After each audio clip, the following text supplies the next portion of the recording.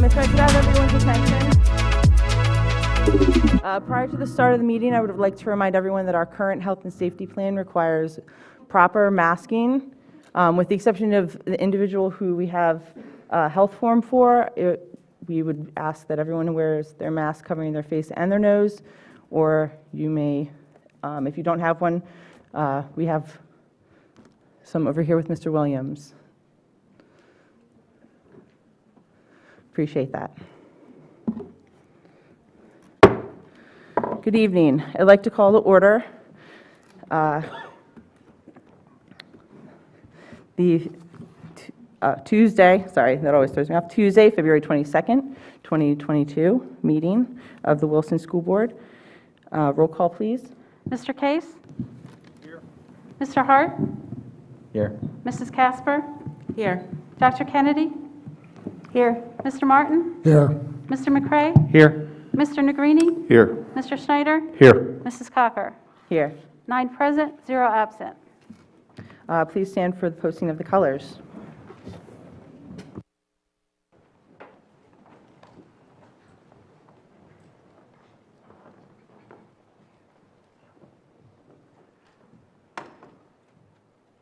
What time? March. Forward. March. What time? March. Colors. Halt. Left. Face. Sir, permission to post colors. Please post the colors. Colors. Post.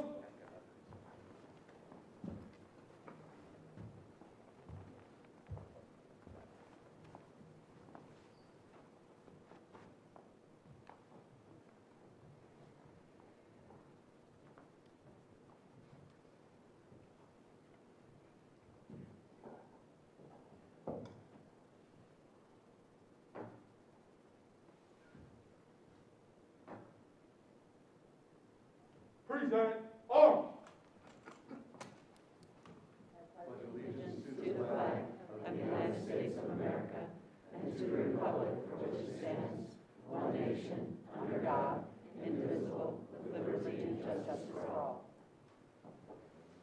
Order, arms. Reverse colors, march.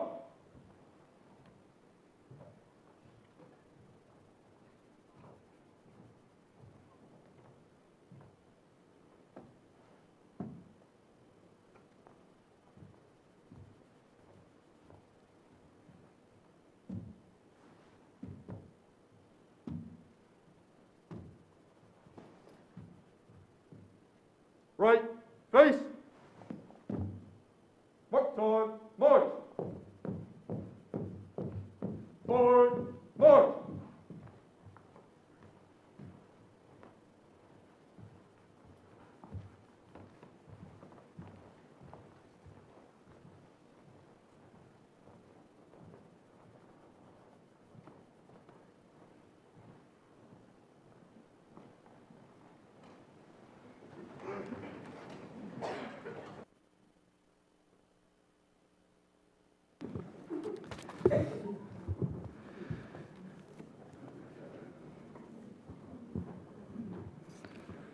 We are pleased to welcome the Wilson High School treble and select choirs to tonight's meeting to perform a few selections for all of you.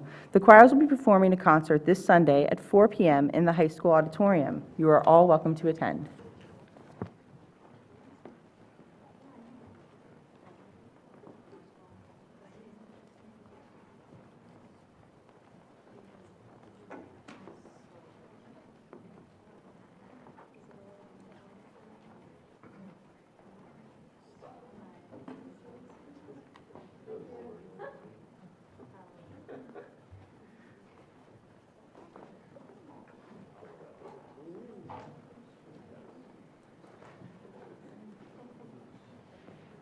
Okay, hello, I'm Emily Fredericks. This is the treble choir, and you'll hear shortly from the select choir, and we are so grateful to have been invited here tonight. The treble choir is going to start with a piece from the Torres Strait Islands, which is an island off the coast of Australia, called Sesere, and it translates to the wind moving in the mountains, which feels very appropriate on a very windy night like tonight.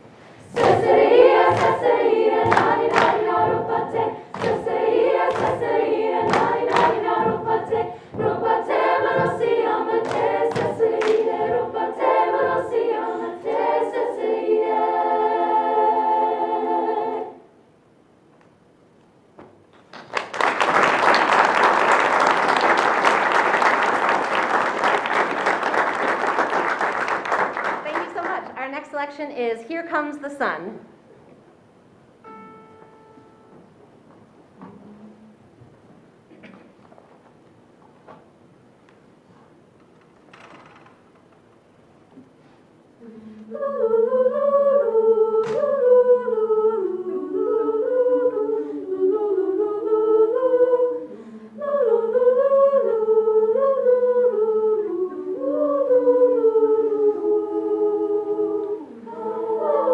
Oh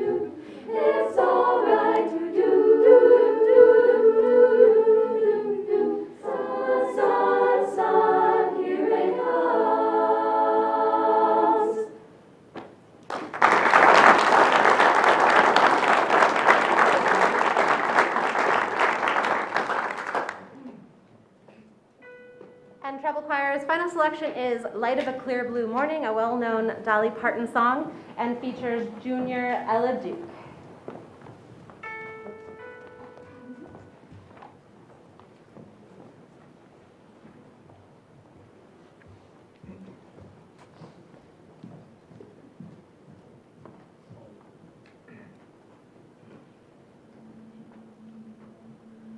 It's been a long, dark night, and I've been waiting for the morning. It's been a long, hard fight. I see a brand new day dawning. I've been looking for the sunshine. 'Cause I ain't seen it so long. Everything's gonna work out fine.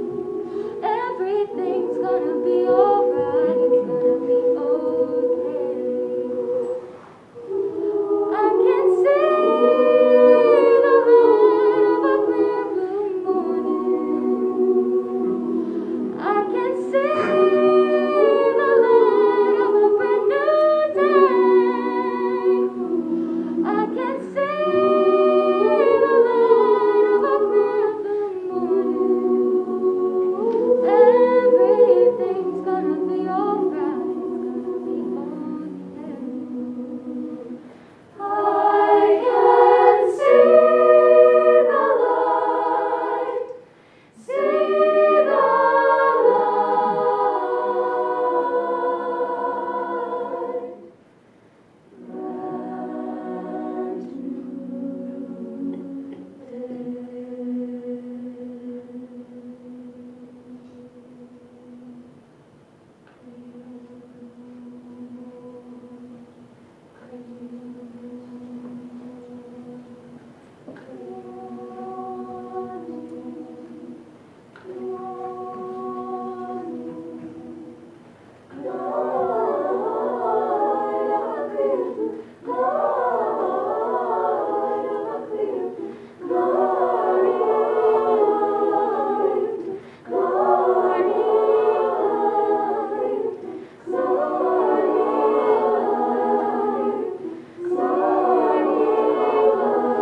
I can see the light of a clear blue morning. I can see the light of a clear blue morning. I can see the light of a clear blue morning.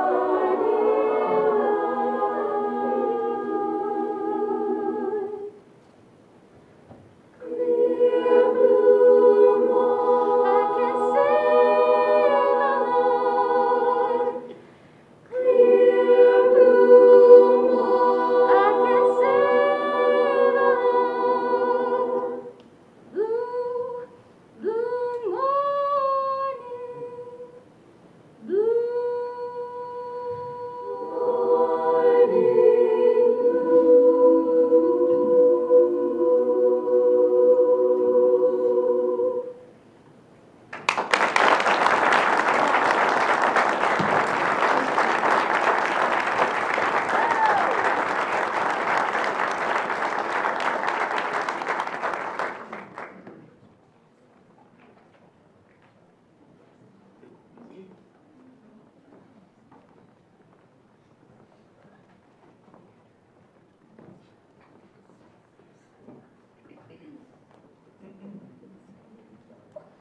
And as the select choir gets ready to go, we will be performing two settings of Shakespeare's words, and they are "Take, oh, take those lips away" and "Tell me where is fancy bread."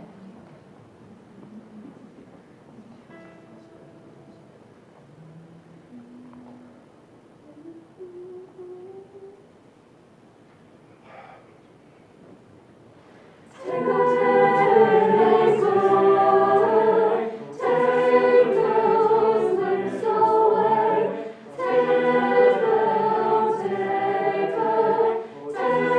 those lips away, lips away.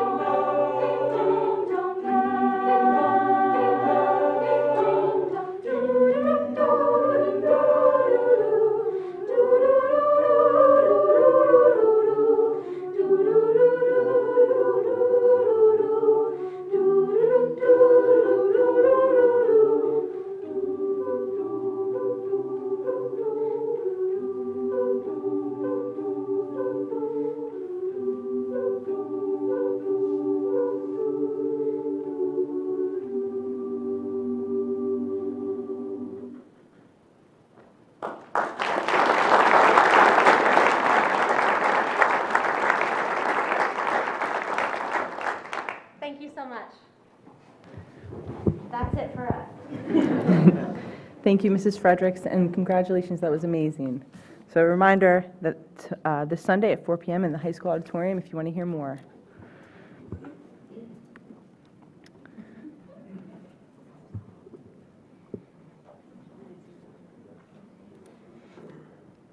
1.6, communications, review of our current COVID trends and proposed revisions to the health and safety plan. Dr. Andy Hoffert. Good evening. Thank you for forcing me to follow that. I appreciate the time. So I just have a few slides to review tonight. The revisions that we're suggesting to the health and safety plan are included as an attachment on the agenda. We did leave the red lines there on the document itself, so you can see where all the revisions are through that document. Just briefly wanted to reiterate the timeline of where we've been since the beginning of the school year and all the important points throughout that timeline when we've checked in with the health and safety plan up to this point. So we did our last review, our last 6-month review was back in January, just a little over a month ago, and we're here again tonight on 2/2/22 Tuesday to review some additional data. So these are just a few of the things that I'll go over tonight. We're going to take a look at some of our current transmission data, some of the county trends, and that's information that's passed along through the Berks IU from the Department of Health and the CDC. It's the data that we track every day, and we've been tracking throughout the school year to kind of help us make decisions. We're going to take a look at some of our current Wilson School District case counts over the last month, just to kind of show some perspective about where we've been since the original surge coming out of the winter break. We did have some additional contact with our medical professionals, and they provided us with some insights and some additional guidance. We'll review that, and then I'll just kind of summarize the recommended revisions that we have in the current version of the revised health and safety plan for review tonight. So just looking at some countywide trends, this is straight out of the Department of Health early warning dashboard monitoring system. You can see pretty much every trend data that they analyze and provide to us is in a downward trend at this point. The only one that had a little bit of a bump was a very slight increase in hospital emergency department visits down at the bottom there. But for the most part, the rest of the trends are looking good for at least the recent time period. And I will say the trends are actually in a much steeper decline if you incorporate January to now, to this point, from when we initially had that surge coming out of the winter break, as I mentioned. So next slide. So this is just a trend line that I created based on the February data that we've been looking at, the incidence rate per 100,000, which is kind of that mark that we've been looking at to determine what level of transmission we're in as a county. That number, again, is updated every day based on the new number of cases that are reported in Berks County. The solid line there indicates the actual data. The dotted line is kind of that trend, and that's something we've been monitoring. Again, this is just February. If you included the January data, it would be a much steeper decline from the beginning of January to now. Next slide is just a look at our total daily case count for the month of February. Starting back there on February 1st. If you look at our dashboard, we've been tracking kind of that 7-day rolling total number. This is the actual per day number of cases that were assigned across the entire district through the month of February. So you can see, again, the dotted line is the downward trend. The solid line is the actual count of cases that were reported by symptom onset date. That's the data point that we've been using. In speaking with our medical advisors, the same medical advisors we've used since the beginning of the pandemic, they indicated, they just gave us some reflections post-surge, which was kind of the beginning of January. They wanted to look at that 6 to 8 week period after that surge of the Omicron variant, just to see if there were any signs of MIS-C or of long COVID in any young children. They're not seeing that at this point. They've indicated that the children who have needed hospitalization are recovering well. They feel like vaccines have been working to keep infections from being as serious as they could have been, especially with any remaining Delta variant out there. They do believe that there are still situations where masking could be necessary, including anyone who tests positive for COVID and is returning after that shortened isolation period. The requirement would be to continue to mask for days 6 through 10 of that, the full isolation period, after testing positive for COVID. And then again, they just reiterated that they're looking at the same downward trends, and that those downward trends are a good sign for the county. Although they did mention that the positivity rates are still not trivial. They have dropped to, I think, about 11% today. Our goal was to get under 10%. So that's something we're continuing to watch. So the recommended revisions to the plan, if we're just looking at the sections of the plan itself, the recommendation would be to remove references to the transmission levels that differentiate mitigation strategies. So we'd remove those 2 columns, make it 1 column. So our plan would just include removing the requirement for face masks, replacing that with a recommendation for the use of face masks in our district buildings and on property. So that would be recommended but optional. Masks then would still be required under a couple of specific circumstances. Number one, on district buses and conveyances, that's a federal mandate that crosses all public transportation. So that's something we would still need to abide by, but I think there's a sunset date of March 18th on that federal order that we're watching that could come sooner. For those that, again, like I said before, that have tested positive and are returning from that isolation period early, they would still need to mask for days 6 through 8 following that positive test, or 6 through 10, I apologize. And then for any individuals who are symptomatic and are going to the health office for assessment, our nurses have asked that we continue to mask those individuals while they're being assessed for COVID-like symptoms and possibly isolated due to needing to test for COVID. Under the contact tracing, isolation, and quarantine section, we would recommend removing the requirement for temperature screening upon entering the buildings. I think just some rough data, we've caught maybe 1 or 2 individuals over the course of the entire school year that had elevated temperatures that needed to be isolated. We would remove the requirement for quarantine of any asymptomatic individuals, regardless of vaccination status. Again, our nursing team would at that point cease the contact tracing process in our buildings. We're no longer identifying close contacts in the school setting. Again, anyone who does test positive would still have to follow that isolation, the isolation guidelines, which are the 5 to 10 days. But any individuals that could be in the past considered a close contact, we're not going to be requiring a quarantine for those individuals. Yeah, I said that. I think, is there one more, Ryan? That's it. So happy to answer any questions you might have. But otherwise, that's what I have. Dr. Hoffert, Yes. how are we planning to sort of surveil that students or folks who are required to wear the mask? How are we making sure that they're wearing their mask? Is this going to be putting an extra burden on our staff to sort of police for masking? Yeah, I mean, I think the staff is aware of kind of how we've been policing masking up to this point. I think if there's a situation where we have somebody coming back from isolation that would need to continue to wear a mask, that would be a conversation between the nurse and the administrative staff that are bringing that child back into the building to make clear the expectation that they would mask for that 6 to 10 days.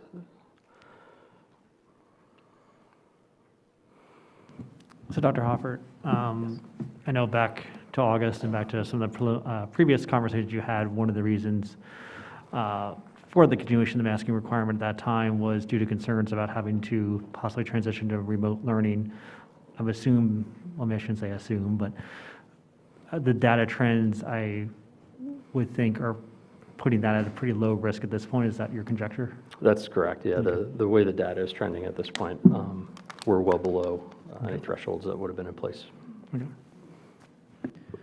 Dr. Hoffert, while the data is trending downward now, would there be a situation possibly in the future, obviously based on talking to our medical staff, that we would see a situation where we could possibly have to revert back to mandated masks? I'm asking Dr. Hoffert, and we do not need comments from the public. And if that's a problem, you may leave the room. One more time, Mrs. Keener, and you may leave the room. Dr. Hoffert? So again, if there were another spike, if there were another situation where we saw, a significant upward trend in transmission or in cases, certainly we would consult with our medical professionals again and take that into consideration as we would any other mitigation strategies. Thank you.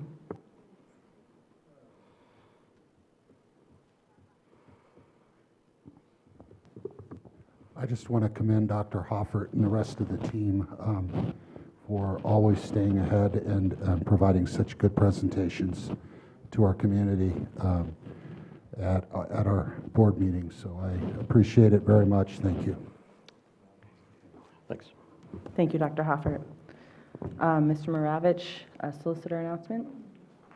Public participation, is that? Yes. Rules of public participation at school board meetings pursuant to the Sunshine Law, Robert's Rules, and board policy. The following are the public rules of participation.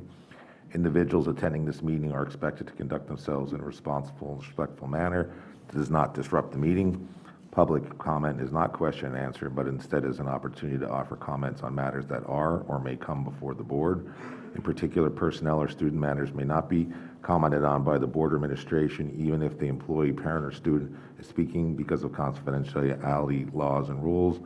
As it relates to questions, the superintendent may assign an administrator or may speak directly to the speaker himself after the meeting to attempt to answer any questions raised by the speaker. All comments must be directed to the board as a body and not to any individual board member or administrator. Clapping, calling out, or cheering is not permitted, nor are conversations in the audience. Individuals may not approach the board tables at any time. Individuals shall make their comments from the speaker's podium.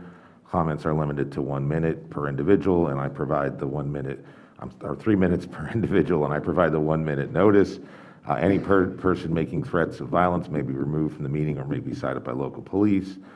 The expectations of this policy of this participation process is outlined in Board Policy 903, which is on the district website embedded within board docs. Thank you, Mr. Maravich. First, we have Tammy Keener, Agenda 1.9. Good evening. I'd like to know why you're masking our children according to Berks County numbers instead of our school numbers. Numbers should be taken from staff and children in each building, not county-wide. It seems to me, with all the research that I have done on masks, they're useless, and it do not prevent COVID or coronavirus, and it says it right on the side of the box. I have a port, I know. I have a picture. Oh, no. Here, I'm sorry. So there must be some financial gain on your part that you're forcing our children to continue to wear masks when the whole world is canceling their restrictions. All you have to do is listen to real news. I have a picture of our said superintendent at a swim meet, not properly wearing his mask. You see this? Okay. Yet he condemned one of our community members in this very room at a school board meeting for the same thing. It took, take a look at this picture, which I just showed you. I also have another picture of said Dr. Amy Kennedy in a full room of maskless people at a gathering very recently. Perhaps COVID doesn't exist in certain crowds.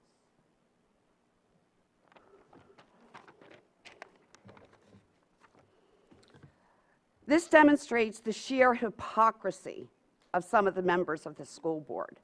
For these reasons, I'm asking you to vote to remove these masks from our children immediately. This is child abuse to our children.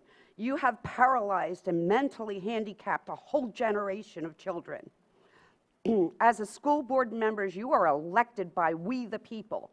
We are going to take back control of our children and their education. You need to start listening to we the people and interact with us on a face-to-face basis. You sit there as we speak and not answer any of our questions as per the rules. For months, we have been asking for a town hall type meeting with all, so that all residents can voice their concerns and get their answers, their questions answered. At this point, I would like to know when you are willing to have a said town hall. You have 45,000 residents in the Wilson School District, and you must start including the people that don't have children. We pay the same taxes. Thank you. David O'Leary, masking.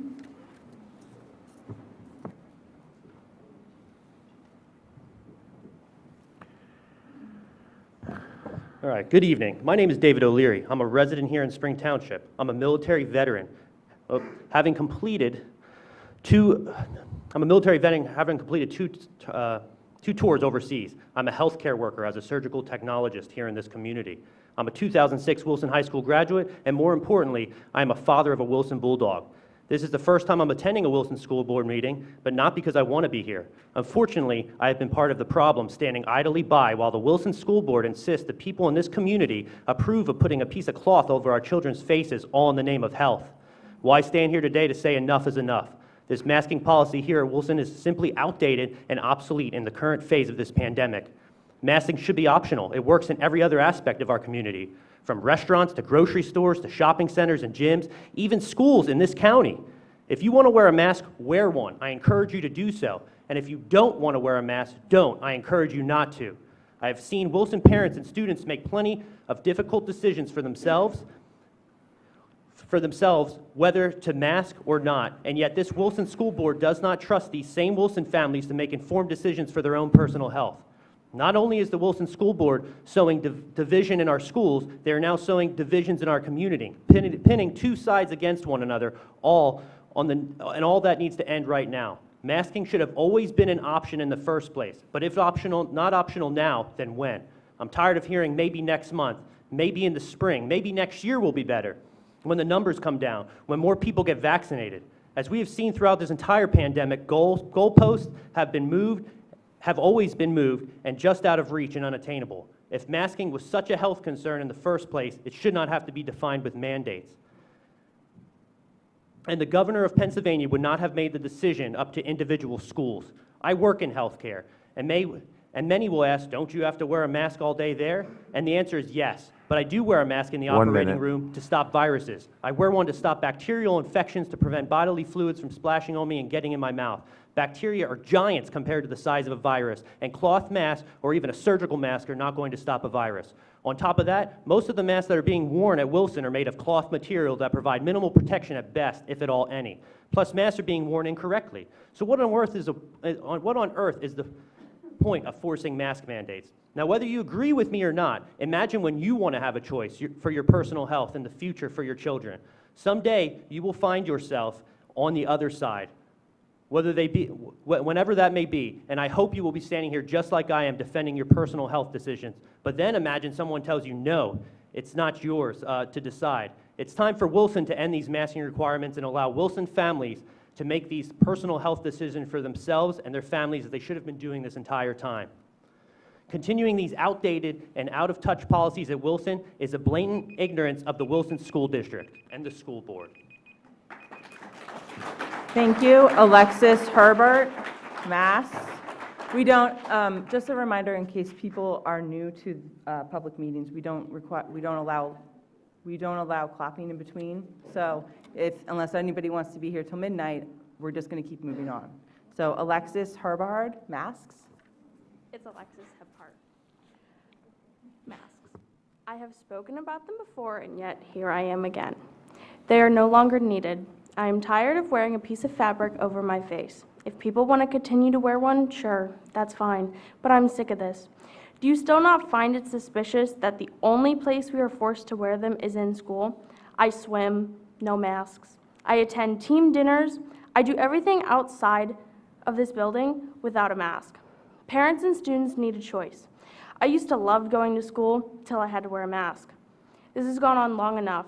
There may not be many students who speak up at board meetings, but I can assure you we talk. We hate what you are doing to us. Please give us the choice to do what is best and unmask us now. Thank you.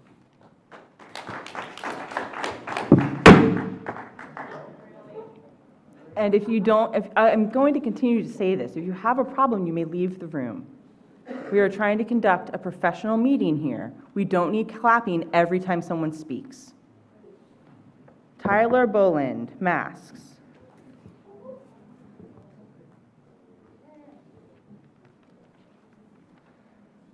Good evening to the board. My name is Tyler Boland. I'm a senior here at Wilson High School.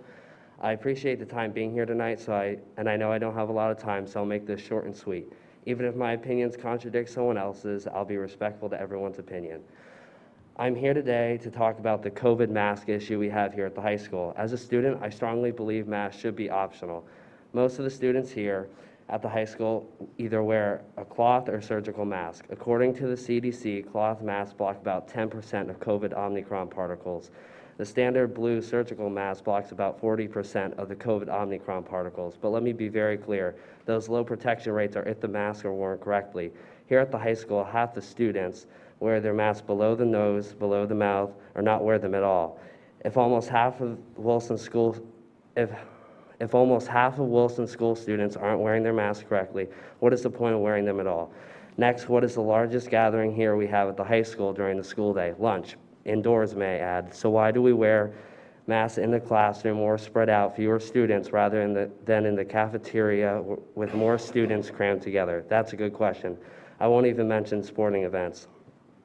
Masks are also socially isolating to children that can't see each other's faces, especially in younger children learning how to read and word pronunciation. It's very important in child development. Lastly, if we are so concerned, let's look at data from other school districts who have masks optional. Let's look at Schuylkill Valley, for example, only 6 COVID cases school-wide while masks are optional. Berks Catholic, only 5 cases school-wide while masks are optional. Each week for all those schools are on a slow decline. Governor Mifflin to follow in the following week and make it optional. All you adults here take for granted how lucky you were to have a normal high school, normal senior year, etc. It is time to realize COVID to us students and staff pose close to zero threat to us at all. My time here at Wilson High School is almost over, but it's important for future grades to have a normal high school experience like I never got to have. It is time to unmask our children. I hope you make the right decision. Thank you very much. Thank you. Val Delp, Health and Safety Plan.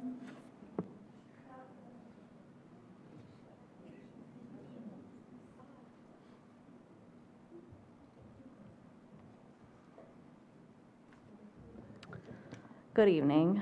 Thank you for bringing the amended health and safety plan back onto the agenda, especially since numerous other countries, states, cities, and neighboring districts have lifted masking requirements in the last few weeks. Thank you for listening to the concerns of parents, students, and members of the community. My focus has been on the legality of this plan. I've been really diving into the U.S. Constitution, the PA Constitution, and U.S. Code, specifically Title 18, Crimes and Criminal Procedure. The plan violates Section 241, Conspiracy Against Rights, and 242, Depredation of Rights under color of law. 241 states, if 2 or more persons conspire to injure, oppress, threaten, or intimidate any person in any state, territory, commonwealth, possession, or district in the free exercise or enjoyment of any right or privilege secured to him by the Constitution or laws of the United States, they shall be fined under this title or imprisoned not more than 10 years or both. 242 states, whoever under color of any law, statute, ordinance, regulation, or custom willfully subjects any person in any state, territory, commonwealth, possession, or district to the deprivation of any rights, privileges, or immunities secured or protected by the Constitution or laws of the United States shall be fined under this title or imprisoned not more than 1 year or both. Acts under color of law include acts not only done by federal, state, or local officials within their lawful authority, but also acts done beyond the bounds of that official's lawful authority. This plan violates the PA Constitution, Article 1, Section 1, which reads, all men are born equally free and independent and have certain inherent and indefeasible rights, among which are those of enjoying and defending life and liberty, of acquiring, possessing, and protecting property and reputation, and of pursuing their own happiness.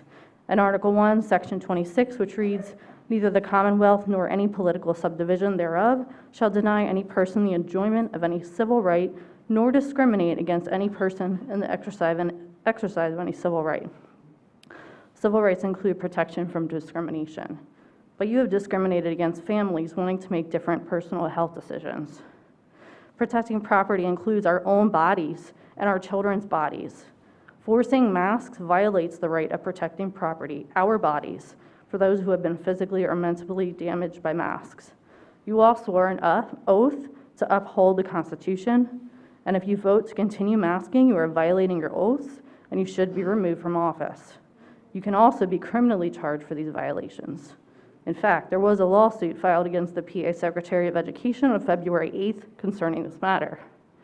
We are done hearing the stories of how our children have suffered when less than 870 children have.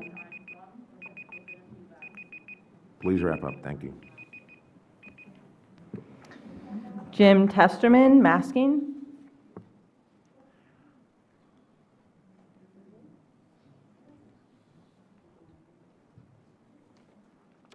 Hey, good evening. This is one place I never thought I'd be. But a real quick note about my knowledge of mitigation policies in the real world. I'm the Senior Director of Supply Chain North America for one of the largest supply chain companies in the world. During the pandemic, my team and I were recognized by Fortune 100 customers as best in class for COVID mitigation practices, including temp screening, social distancing barriers, masking, tracking, and tracing. We were able to keep our facilities at peak productivity while protecting our employees. I worked every day and traveled across this country during this entire pandemic. So I do know, and I happen to know what works. Some of you folks need to stop watching the news and get outside of your bubble and realize the entire country has moved on from this a long time ago, with the exception of a couple coastal cities, which are now realizing they are on the wrong side of this argument. Now, let's talk masking on school children. Excuse me. Masks are ineffective. That's the truth. They're rarely worn properly, as you can see. And the teachers take way too much time away from teaching and instead are made to be mask police. There are a large number of children that are being mentally harmed by this unnecessary masking. They are developing at a slower rate. There's an emotional effect that are happening, suicide, depression, and violence, and being directly attributed to masking. I demand I get my parental rights back to make a decision for my child. None of you are medical doctors, but I do have a doctor and an RN in my immediate family, so I believe I'm pretty damn well armed to make a sound decision for my family. The term mask optional does not mean that you can't wear a mask. It just means you don't have to. So here's a $1 million question. If masks work at protecting you and you want to wear a mask, it should not matter if I do. Right? Make sense?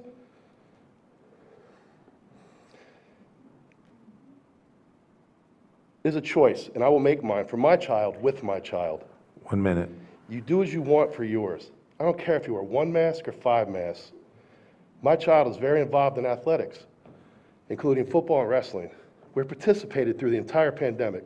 We have traveled through area qualifiers, state qualifiers. I do not know if you understand how a wrestling tournament works, but there's literally blood, sweat, and tears. 4 out of 7 hours in a facility, and very few folks are wearing masks. Totally optional, as it should be. These aren't super spreader events. It was people living their lives as we have done in the past. Every year, there has been a new variant of colds and flu, and if you were sick, you stayed home. No one was forced to wear a mask through this stuff. We have immune systems for a reason. It is time to take my rights back as a parent, which I guarantee you I will never allow you to take from me again. Thank you. Thank you. Craig Stoneha, masks.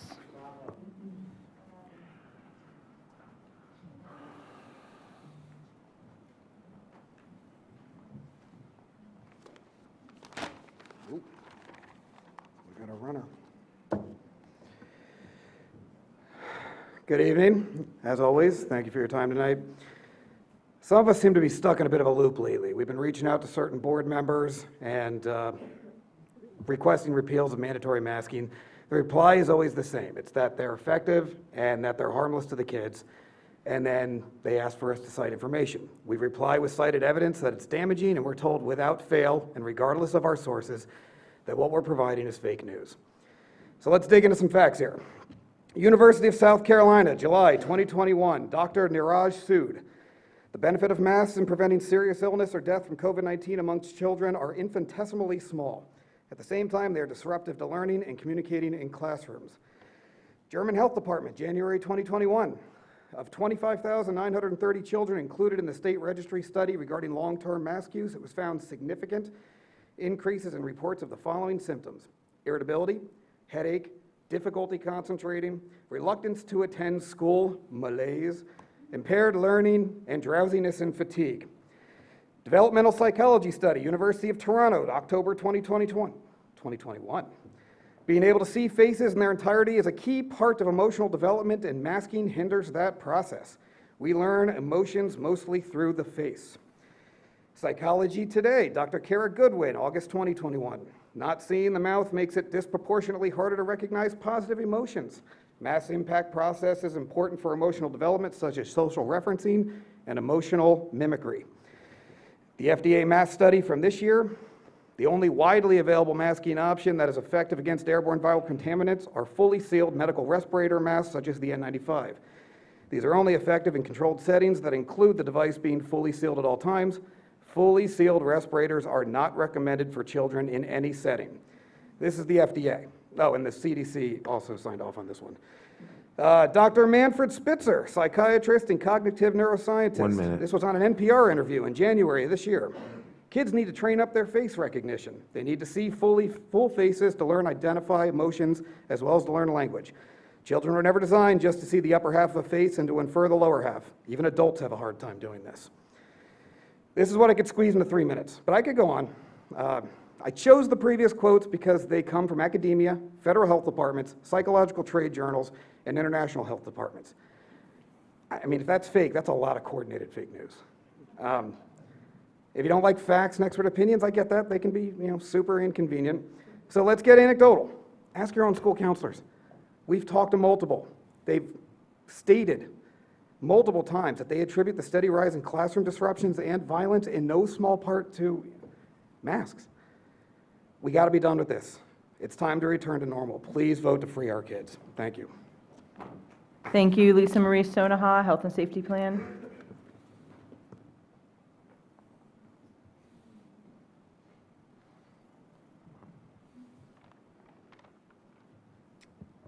Good evening. Over the past 2 years, we've been told that parents' rights on masks have been taken away for the safety of all of our students. Well, at one point, this may have been true. In recent months, things have shifted. We have over 6,300 faculty, students, and staff here at Wilson, and last week we had 6 positive COVID cases.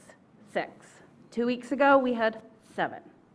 Recently, the County of Berks has removed their mask mandates in all of their county buildings. Last week, CHOP announced that they recommend lifting the mask mandates for children in schools. The CDC released a study in July that 85% of those that contracted COVID were mask wearers. A study done in Florida showed that students who wore masks for 5 to 8 hours showed an alarming amount of dangerous pathogens on them, including pneumonia, meningitis, and antibiotic-resistant bacterial pathogens. Multiple studies done by the National Institute of Health have showed that masks were ineffective. 2/3 of Berks County schools have already lifted their mask mandates, with the remaining expected to do so this week. And here at Wilson, we are truly suffering from mental issues due to this pandemic and masks. For example, half our bathrooms at the high school are locked and unable to be used due to the violence happening in them, and we're now using a tracking system to see who's going in and out of the unlocked ones. Fights are breaking out regularly. Just recently posted on social media were 2 different fights that happened at Wilson. One showed a massive fight outside the building that not only involved students but also adults. The other, more shocking, showed a student picking up another student and hurling them across the room. And these are just the 2 that made it their way onto social media. We know that fights are breaking out daily with very little support for our teachers. We recently hired 5 new guidance counselors to help with the overwhelming need at our elementary schools. And we also created a new position that sits between the teachers and the principals. And while this position is not supposed to be one that manages discipline, that seems to be what they're doing every single day. Our students are experiencing regular lock-ins where they are locked in their classrooms for their own safety due to an aggressive student acting out 1 minute. or yet another threat to our school. And bullying is at an all-time high, and students, teachers, and staff do not feel so fully supported to deal with this. And even with all of this happening right now to our own children in our own backyard, many have continued to tout that masks are for our kids' safety. And when we take an honest look around, I truly question this definition of safety. It is also disheartening when often these same individuals, when given the opportunity, vote to mask our children, but in their own lives, they choose to not mask themselves or their children. It's time to give parents back their rights to choose for their own children. If you were in my shoes, you wouldn't want me making a decision for your child. So it is up to the parents to decide whether or not to mask their child. Please vote to mask optional and allow each parent, student, teacher, and staff member the right to choose what is best for them and their family. Thank you. PD Church, masks.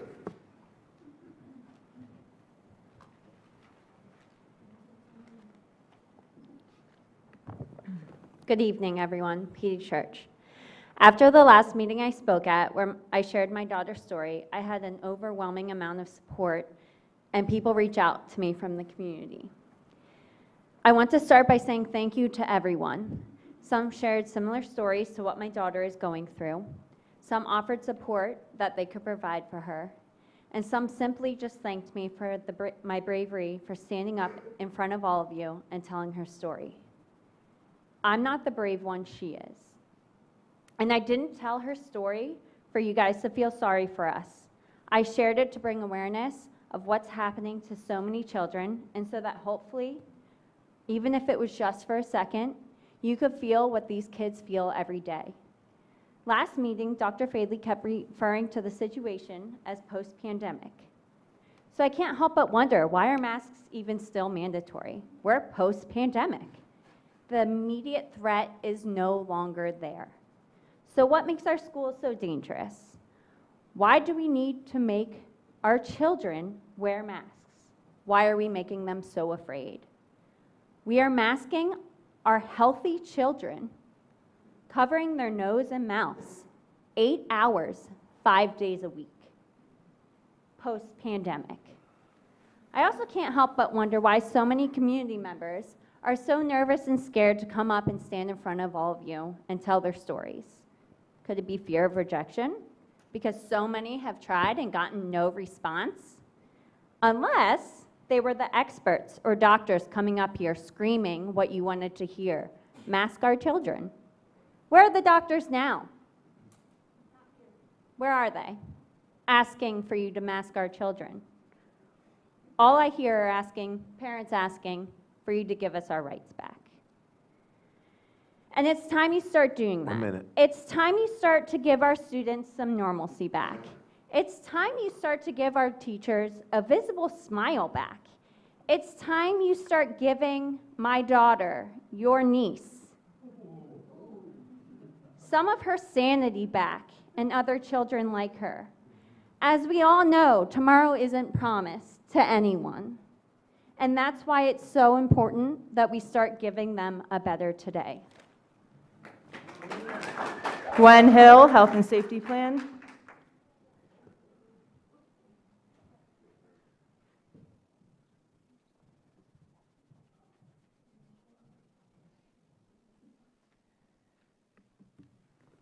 I apologize for this, everybody. I'm standing up here to talk about vomit at first, which is really gross, and I'm really sorry. But recently, one of my children vomited at school. It happens. We've all gotten the call. So the nurse called, and of course, I dropped everything, and I hustled right over. And as I'm picking up my son and I'm consoling him, the nurse informs me that, he needs to be symptom-free for 24 hours. Absolutely, that's the standard. We all know that. I'm not going to send a pukey kid back to school, right? But then she adds that he also needs either a doctor's note or a negative COVID test. I'm sorry, for vomit? Really? There's a lot of parents in this room, and we cleaned up a lot of puke over the years, all of us, I know of it. And I don't care for how COVID was brought into the conversation. It's ridiculous. But since my child complained of a headache when he threw up, I need to burden his doctor's office with an appointment or to get a COVID test. It's an upset stomach. Most people have a headache, before they start throwing up. It's not COVID. So this health and safety plan still needs a lot of work. One of you keeps asking for us, us loud minority here, to show you the science, to show scientific studies. Give me a break. You were not elected to follow science or research or anything scientific. You're not qualified. You were elected to follow legislation and the voters, and you're not doing that. Finally, to our solicitor, I'm allowed to address you, sir, right, because you're not part of the board? You can do what you want. I'm not. Go right ahead. Oh, I am, okay. I just want to make sure I'm following the rules. So, it's your job to represent the district's legal interests and advise as necessary. I've sat in this room and I've heard you, do that, clarify legal terms, policy and procedure, all that fun stuff. Great job. But at the last meeting, you decided to bring up a recent case about parents suing a particular school district in a very liberal area of the state about putting masks, back on children. I'm not sure where that comment came from. That was to folks from the left of you, pun intended. But it didn't need to be stated, and I really just wanted you to know that we recognize that. Bring back parent choice, make masks optional. This includes the buses. They are not public transportation. Miss Tammy, our bus driver, I love her, she's awesome. But she doesn't pick me up, she doesn't ask me for a fare, and she doesn't take me to the mall. So I don't see how that's public transportation. There is so much going on in this district. It's time to put the focus elsewhere and put masks behind us. Thank you. Jeffrey Hill, Health and Safety Plan.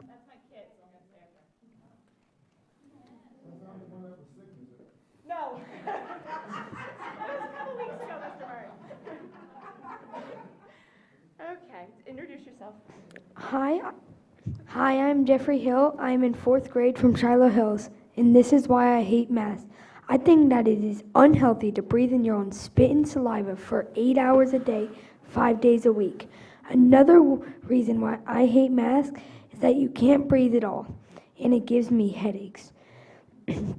My last reason why I hate masks is you cannot see other people's emotions, and that is why I hate masks. Talk about your teacher about getting the answer right. And whenever I get an answer right, I cannot tell if my teacher is smiling. Yeah, or if you got it right. Yeah. It's okay, did good, say thank you. Thank you. Good job, guys. Molly Aviles, masks.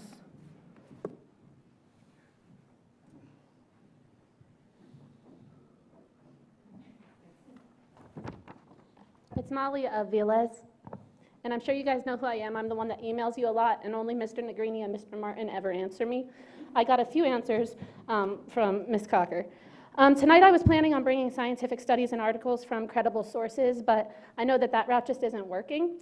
We have a board president that picks and chooses whatever she can find that fits her agenda, and then she projects that behavior on the rest of us, saying that's what we do. I can choose a source that she deems credible, but then magically the article I've chosen is somehow not credible. It makes no sense, and I want you to know that we, the people of this district, we all see your inconsistencies, and we're not fooled by them. Speaking of inconsistencies, many of us here have a picture on our phones of Amy Kennedy, one of the board members, at a gathering. I don't know whose home she was in or why she was there, but I do know they were not social distancing or wearing masks. They were playing a game with alcohol bottles on the table in front of them, everyone with their mouths open and smiling. I'm glad you had fun, but your hypocrisy is what disgusts us.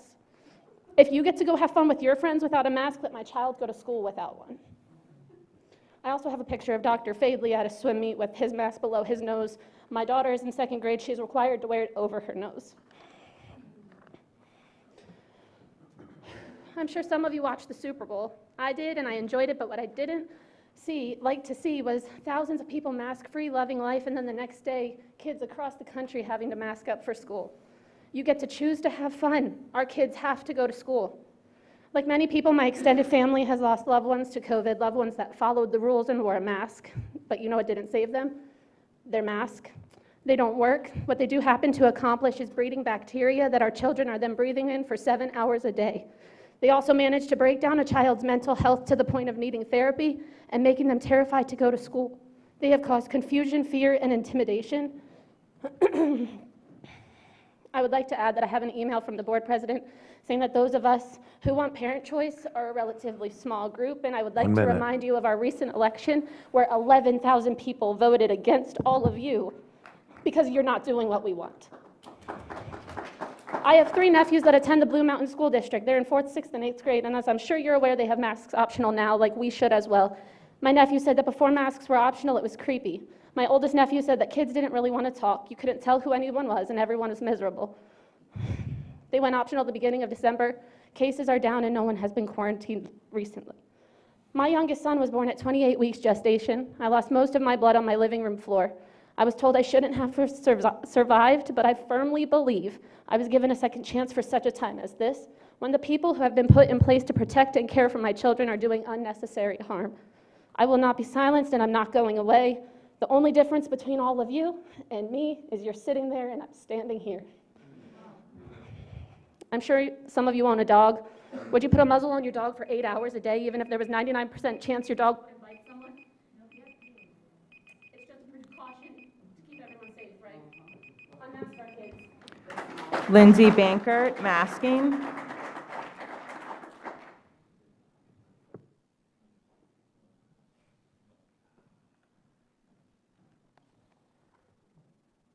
Good evening, school board members. My little bulldog is in first grade at Shiloh Hills, and he's a brave, caring, compassionate little boy who loves people. He started his kindergarten with so much anticipation for what the school journey would take him on, or where his school journey would take him. His first day walking home from kindergarten, a neighbor yelled down and said, "How was your first day?" And without hesitation, he threw his arms up and he said, "I'm a Wilson Bulldog, baby." As a mom sending her kindergartner off to school, I can't tell you how excited that made me feel, that he knew he was a part of something bigger, and he carried a pride to be a part of it. Recently, we've had struggles with him in school. He's been waking up saying he doesn't want to go, that he hates going to school. He is a little boy who loves people, who wanted to get up and go to school. I drop him off in the morning, and I've started to see him slouch, put his head down, and put his mask on. And that pride that he carried in kindergarten, that he carried through first grade, that light is dimming in him, and it breaks my heart. He has had trouble focusing and paying attention in class, and I don't know how we can expect them to do that when they can't even see their teachers' faces, when they can't see the expressions on their peers. I know this is all information you guys have already heard. It's nothing new, but I'm struggling to understand how you can hear the grave danger that our children are in and turn a blind eye over something that is actually harming them. It doesn't keep them safe, and it's not helping anything. I understand that many of you have a foundation in truth according to the science, but it keeps changing. Please tell me and explain to me how the science in making our children supports a cause of a stadium of 70,000 people, leaders, politicians, celebrities, and athletes who propagate the science, yet don't hold the convictions when it comes to their own social calendars. Board members voting to keep them masked who don't even live by those convictions. The hypocrisy is maddening. If you're going to live by that, according to the CDC, then uphold that in every second of your social life. Unmask our children. They need to see that we have leaders in the district. Be the same in private as you are in public.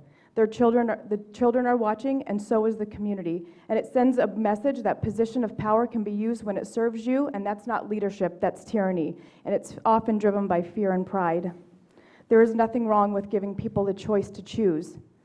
I reached out to school counselors and some of the psychologists in the district, and these are some things that they had to say about the negative effecting. The biggest impact is fear, that they can't identify clearly that it's debilitating enough that they have found enough security in wearing a mask. They don't have fear of the virus, just a fear of exposure that can't be quantified. And when asked what they are afraid of, they say, "I don't know." Is that my time? Yep. Thank you. We also took a poll real quick of families in the neighborhood and signed a petition, and 569 families represented that they wanted their children unmasked. Thank you. Megan Essig, Health and Safety Plan.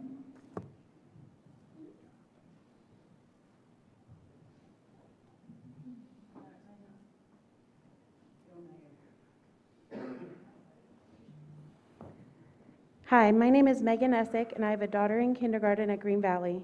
I'm normally quiet and non-confrontational, so this is hard for me to get up and do this, But since my daughter is only 6, I am her voice and her story needs to be heard.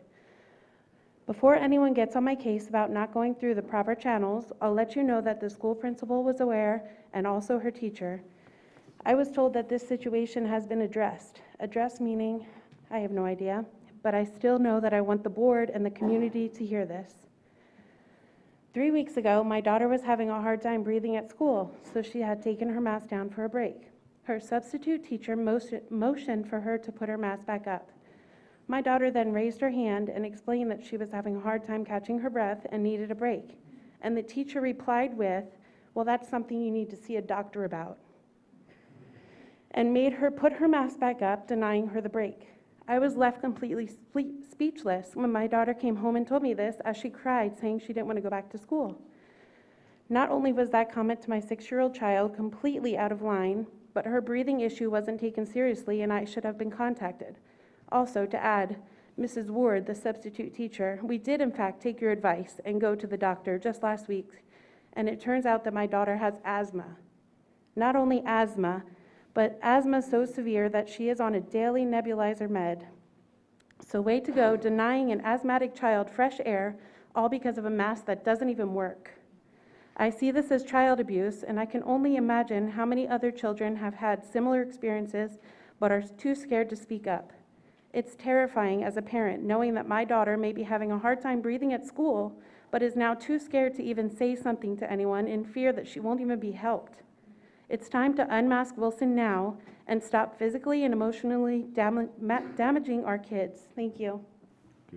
Thank you for your comments. Dwight Wegman, Health Policy, Masking, and New Elementary School. Good evening, everybody. I'm here once again to discuss the masking mandate and call for it to end. The board has told the community that we must follow the experts on what we do with regard to COVID. Data over the past 2 years continue to show that our children and teenagers are the ones who are least at risk to COVID compared to all other segments of our population. 2 weeks ago, I requested this board inquire of the impact of masking of children with mental health professionals. Did you do it? What did they say? I will now read an excerpt from an article published by the University of Southern California Leonard D. Schaefer Center for Health Policy and Economics, published July 16, 2021. Quote, "The long-term harm to kids from masking is potentially enormous. Masking is a psychological stressor for children and disrupts learning. Covering the lower half of the face of both teacher and pupil reduces the ability to communicate. In particular, children lose the experience of mimicking expression, an essential tool of nonverbal communication. Positive emotions such as laughing and smiling become less recognizable, and negative emotions get amplified. Bonding between teachers and students takes a hit. Overall, it is likely that masking exacerbates the chances that a child will experience anxiety and depression, which are already at pandemic levels themselves," unquote. And I think we've heard all about that tonight. So please end the masking mandate now. Every day it continues, more damage is done to the social and emotional health of our children. I also want to address the proposal to build a new elementary school in the district. Last meeting, Dr. Fadley stated that adding on to existing elementary schools would cost 1 minute. $9 million more than building a new school. I suppose we are all just supposed to take that as fact. I would like to see these cost estimates and the associated assumptions. I call upon this board to release all of these cost estimates to the Wilson community for public review. We can't be committing tens of millions of dollars to new school facilities without a public review of the cost estimates. I also would like to know how this new elementary school would impact the redistricting displacements as compared to adding on to selected elementary schools or existing elementary schools. There was a lot of angst about the redistricting plan last meeting, and there will be more as it is rolled out to parents. If the analysis that says building a new elementary school is the correct move, then it should be able to stand up to community review. We should not move forward with the Crabtree contract. Thank you. Jeff Janagavo, Mask, Health and Safety Policy.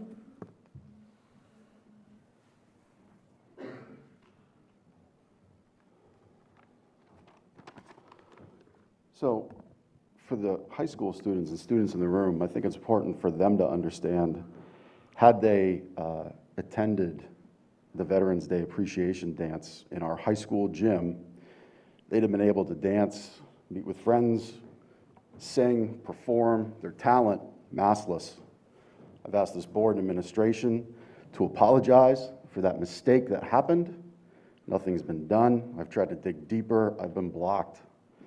So I think it's important for our students to understand that it's not just about board members living their life maskless while voting to mask you. It's about the direct hypocrisy they parade in front of your face, and you're smarter than that. So 12 of 18 districts are operating with mask optional policy, and as best I can tell, there's been no closures. Those districts are Exeter, Twin Valley, Daniel Boone, Ole, Hamburg, Tulpehocken, Weiser, Brandywine, Kutztown, Schuylkill Valley, Boyertown, Fleetwood. So at this point, our board, administration, anyone else still holding on to our current masking policy must clearly explain to our community with supporting evidence and data why our Wilson schools are at such risk. I don't care about any other walls outside our district. Why 2/3 of other schools have made their decisions in full or in part with this following information, thought process, data, or leadership decisions. They made these decisions with local authority. You've used that twice, once against the will of the community in the summer of 2021. I hope you don't tonight. As the other commenter said, the mic was cut off. There's 569 other community members that believe in what's been shared thus far at the podium to end this mask mandate. Those boards of the school's mask optional have realized that emotional and mental stress is creating a problem in their schools with discipline, behavior, and just how the children feel. Kids are smart, they observe many things. 1 minute. And I'm sure we can make a reasonable conclusion that this policy has to end. And back to August, instituting a policy where our mask required is 0.00001 and representative number of caseload has zero basis in medical or scientific sanity and reason. So I would just put that forth to you that it's time to end this mask mandate, and let's move on. Thank you. Jan LaRoche, mask mandate.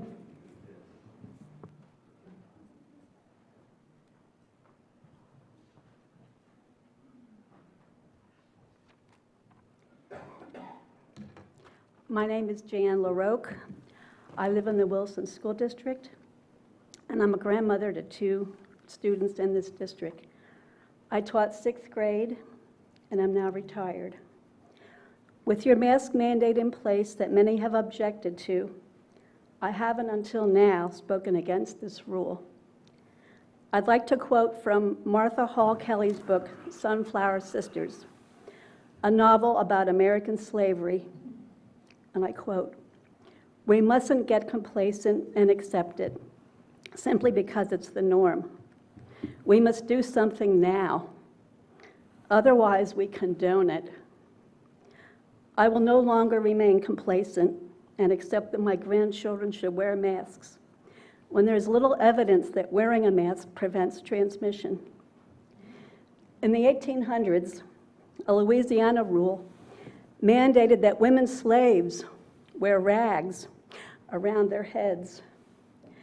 These rules were in place to keep the women in their place and to hold some power over them. Some women tried to make their head rags pretty, just like some students tried to decorate their face masks. But when the women slaves were finally freed, the ugly head rags were immediately taken off. And when children today can take off their ugly face rags, they will also be free, and then real healing can begin. Many students that you don't even know have been suffering extreme emotional issues physical discomforts, and even illnesses from these coverings. Please join the other school districts in Berks County, along with churches, sports arenas, grocery stores, malls, restaurants. 1 minute. And free these beautiful children that you've never seen beneath their ugly face rags. Thank you. Megan Epler, masks.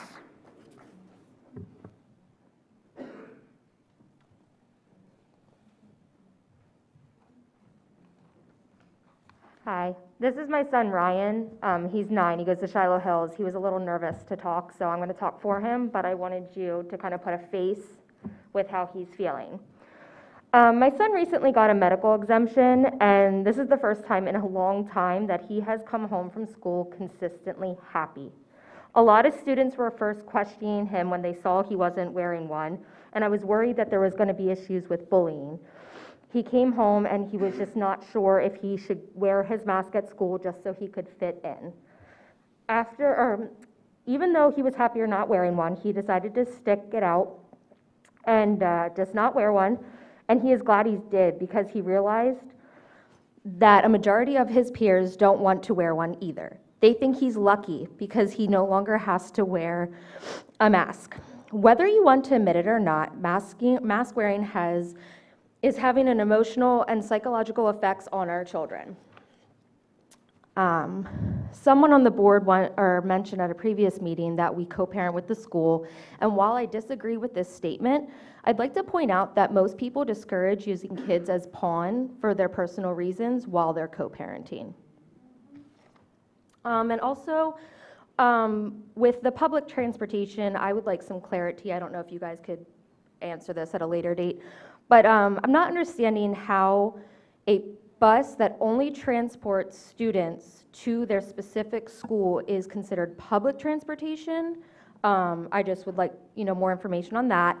And the kids with medical exemptions, they don't have to wear masks on the bus, but they are segregated to the back of the bus together. So I also don't fully understand that as well. So yeah, that's it.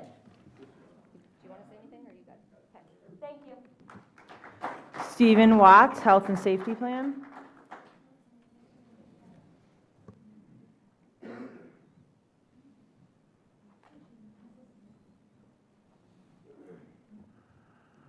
Good evening.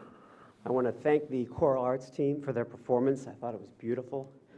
Imagine how much more beautiful that would have been if you could have seen their faces. To see the smiles on their face and the joy that they get from singing, you missed out on that.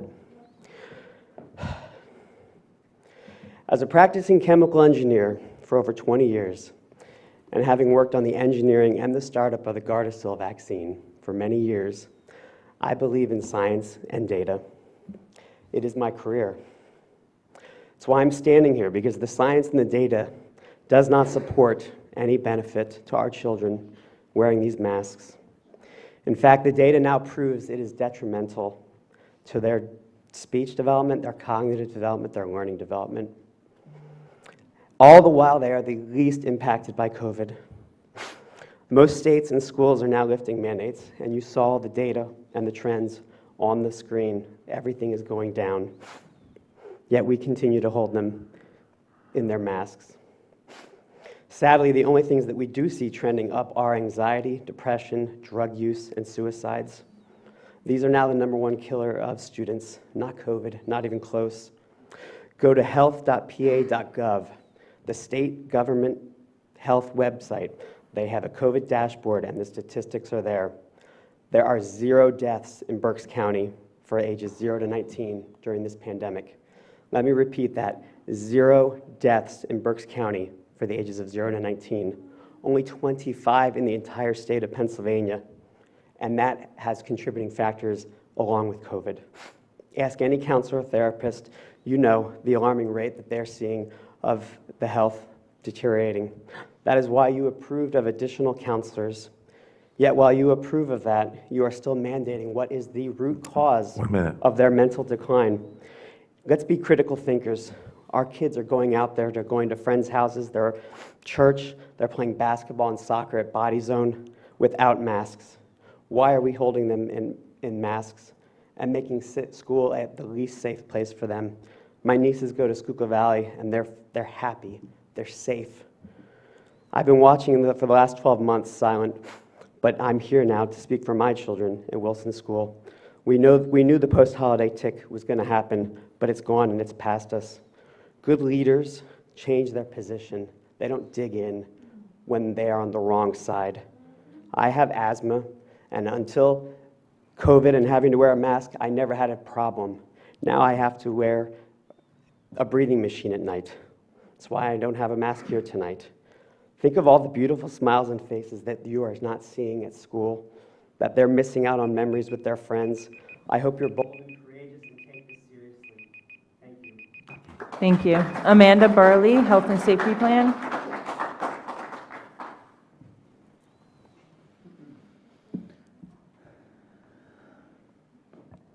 Good evening, everyone. New meeting, same argument.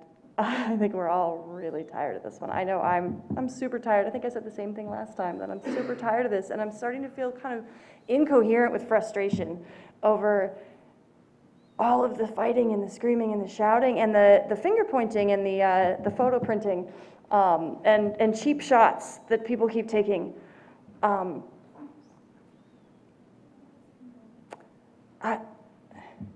Why do we have to be attacking each other over this one? Right? Why do we have to be attacking each other?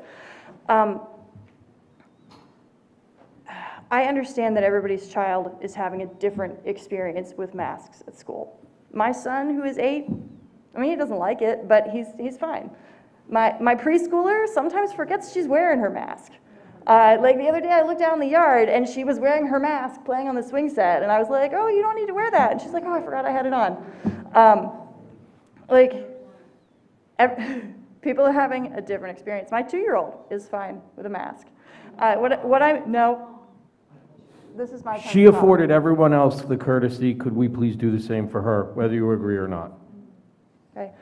What I'm seeing, it seems to me, is that the people who the parents are against masking, their kids are the ones who are having a horrible time, and I'm wondering if part of that is parental attitude. Okay. We don't need extra comments. This is her time to speak. I waited for everyone else. And I listened to you all attacking board members, specifically printing off pictures. What people do in a friend's house or their own house without a mask doesn't have much to do with what's going on in our school buildings. If you don't understand the difference between being in your own house or in a friend's house, hanging with a small group of friends, and being in a public building like a school, I don't know what's going on with your logic skills.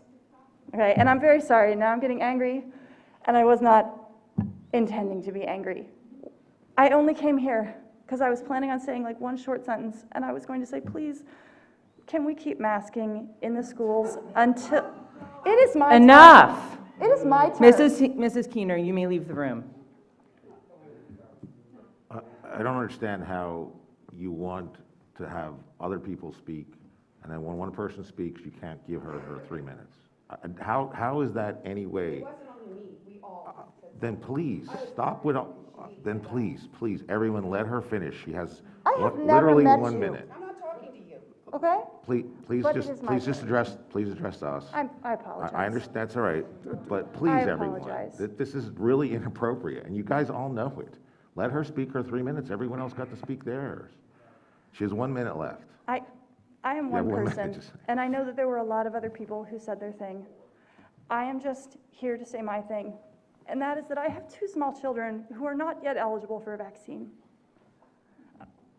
I can hear you, okay? Be polite.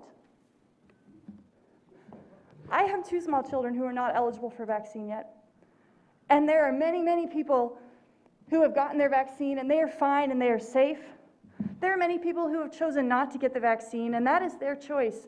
But my 2 small children do not yet have the choice to be fully vaccinated. And all I came here to ask you was to please help me protect my children by keeping the masks in school, at least until they're eligible for the vaccine. That's my only request. Thank you very much for your time. Thank you. Enough. You know what? I bet a classroom of children would act more appropriately. This is a room of adults. Can we please act in an appropriate professional manner? If that's not possible, you may just leave the room. Chastity Santiago, Health and Safety Policy. First of all, I want to commend you for coming out with knowing that there's a bunch of opinions that may not agree. I value your opinion and I respect your time, so just want you to know. Oh my goodness, I lost my place. Here we go. Okay, so I want to first off, last time I spoke about some, at the end of my speech, I was asked to politely, email my talking points prior to a meeting. I can confirm all parents I will not be doing that, so I will not allow them to cheat on the test. Tonight, I open up reading a quote. Everybody knows I love my quotes. This is from a specific member of the board, a response to a community member who was concerned. And their response is, the issue of masks and COVID-19 protocols is a public health issue. Fine, dandy, great. However, it is not that we're looking for feedback from the community about changes in curriculum or about a change or a new extracurricular activity that we're offering. And there is a very, very small, relatively small vocal group of parents that are consistently telling us to remove the mask requirement. And that message hasn't changed since August. To be honest, I'm not really surprised at that response from the board member who voted for themselves when the rest of the people abstained when it was their turn. To me, that's a little weird. Our children do not deserve the autocratic or autocratic leadership style that was on full display in that response to this community member. The words you have chosen were very wrong. Leaders attack problems and focus on the future. You've chosen to attack parents and focus on the past, referring to us as a small faction when in fact it's 29% of this community if you do the math. But I'm not sure about math in this school anymore, so it may or may not work out. A leader identifies opportunities. You've chosen to complain and blame and start division. We are not asking to take anybody's right away to wear a mask. We're asking for a choice for our children. There is no bigger expert in this room on our children than us. I see a room of experts. You do not know anything about my child. 1 minute. You've been dismissive of our concerns, and it's been said children begin by loving their parents, and as they grow older, they judge them. Sometimes they forgive them. Our children, this generation, is going to have a lot to forgive. Masking our children is nothing more than a senseless act of self-preservation that punishes children because you fear transmission. The board is failing our children, creating this narrative of fear when we should be teaching them to handle a threat with rationalism, openness, and not self-preservation. I ask all of you, when did it become ethical to burden our children for the benefits of adults? I implore all parents to not be fooled if masks become optional. The only science that has changed is political. This has nothing to do about us. Jolene Stankiewicz, Health and Safety Plan, mask optional.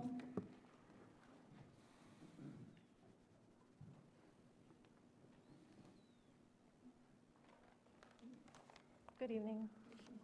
I thank you for letting me speak today, and I'm here to speak about the changes with the Wilson Health and Safety Policy, and I ask that the school board decide for mask optional for parents. As a community educator, I hear very often, why do I have to wear a mask? Why do I have to wear this? My friends are doing it, and I actually think, as we're here tonight, Governor Mifflin, I think, just chose mask optional is effective immediately. So why is not Wilson? I also hear from my own daughter who attends Shiloh Hills, Mommy, why do I have to wear a mask? Well, I can't answer that as a parent because the board in front of me has taken that parental right away. So I just ask again for you to provide mask optional. I'm going to leave you with a poem that's going around Facebook and everywhere. Mommy, build me a world where I can see my friends again, a world where the people have whole faces, a world where grandma can stuff me with apple pie again and I can reach her in my arms. A world where I can play at the park again, the museum, or without a mask with my friends. A world where I can celebrate my birthday again, play sports or music at the school. A world where people look forward to seeing each other again and not afraid of one another. A world where I can be a normal again. Mama, please build me another world. And we can't do that as parents because the board in front of us has taken that right away. Thank you. Thank you for your comments. Philippa Dung, masks.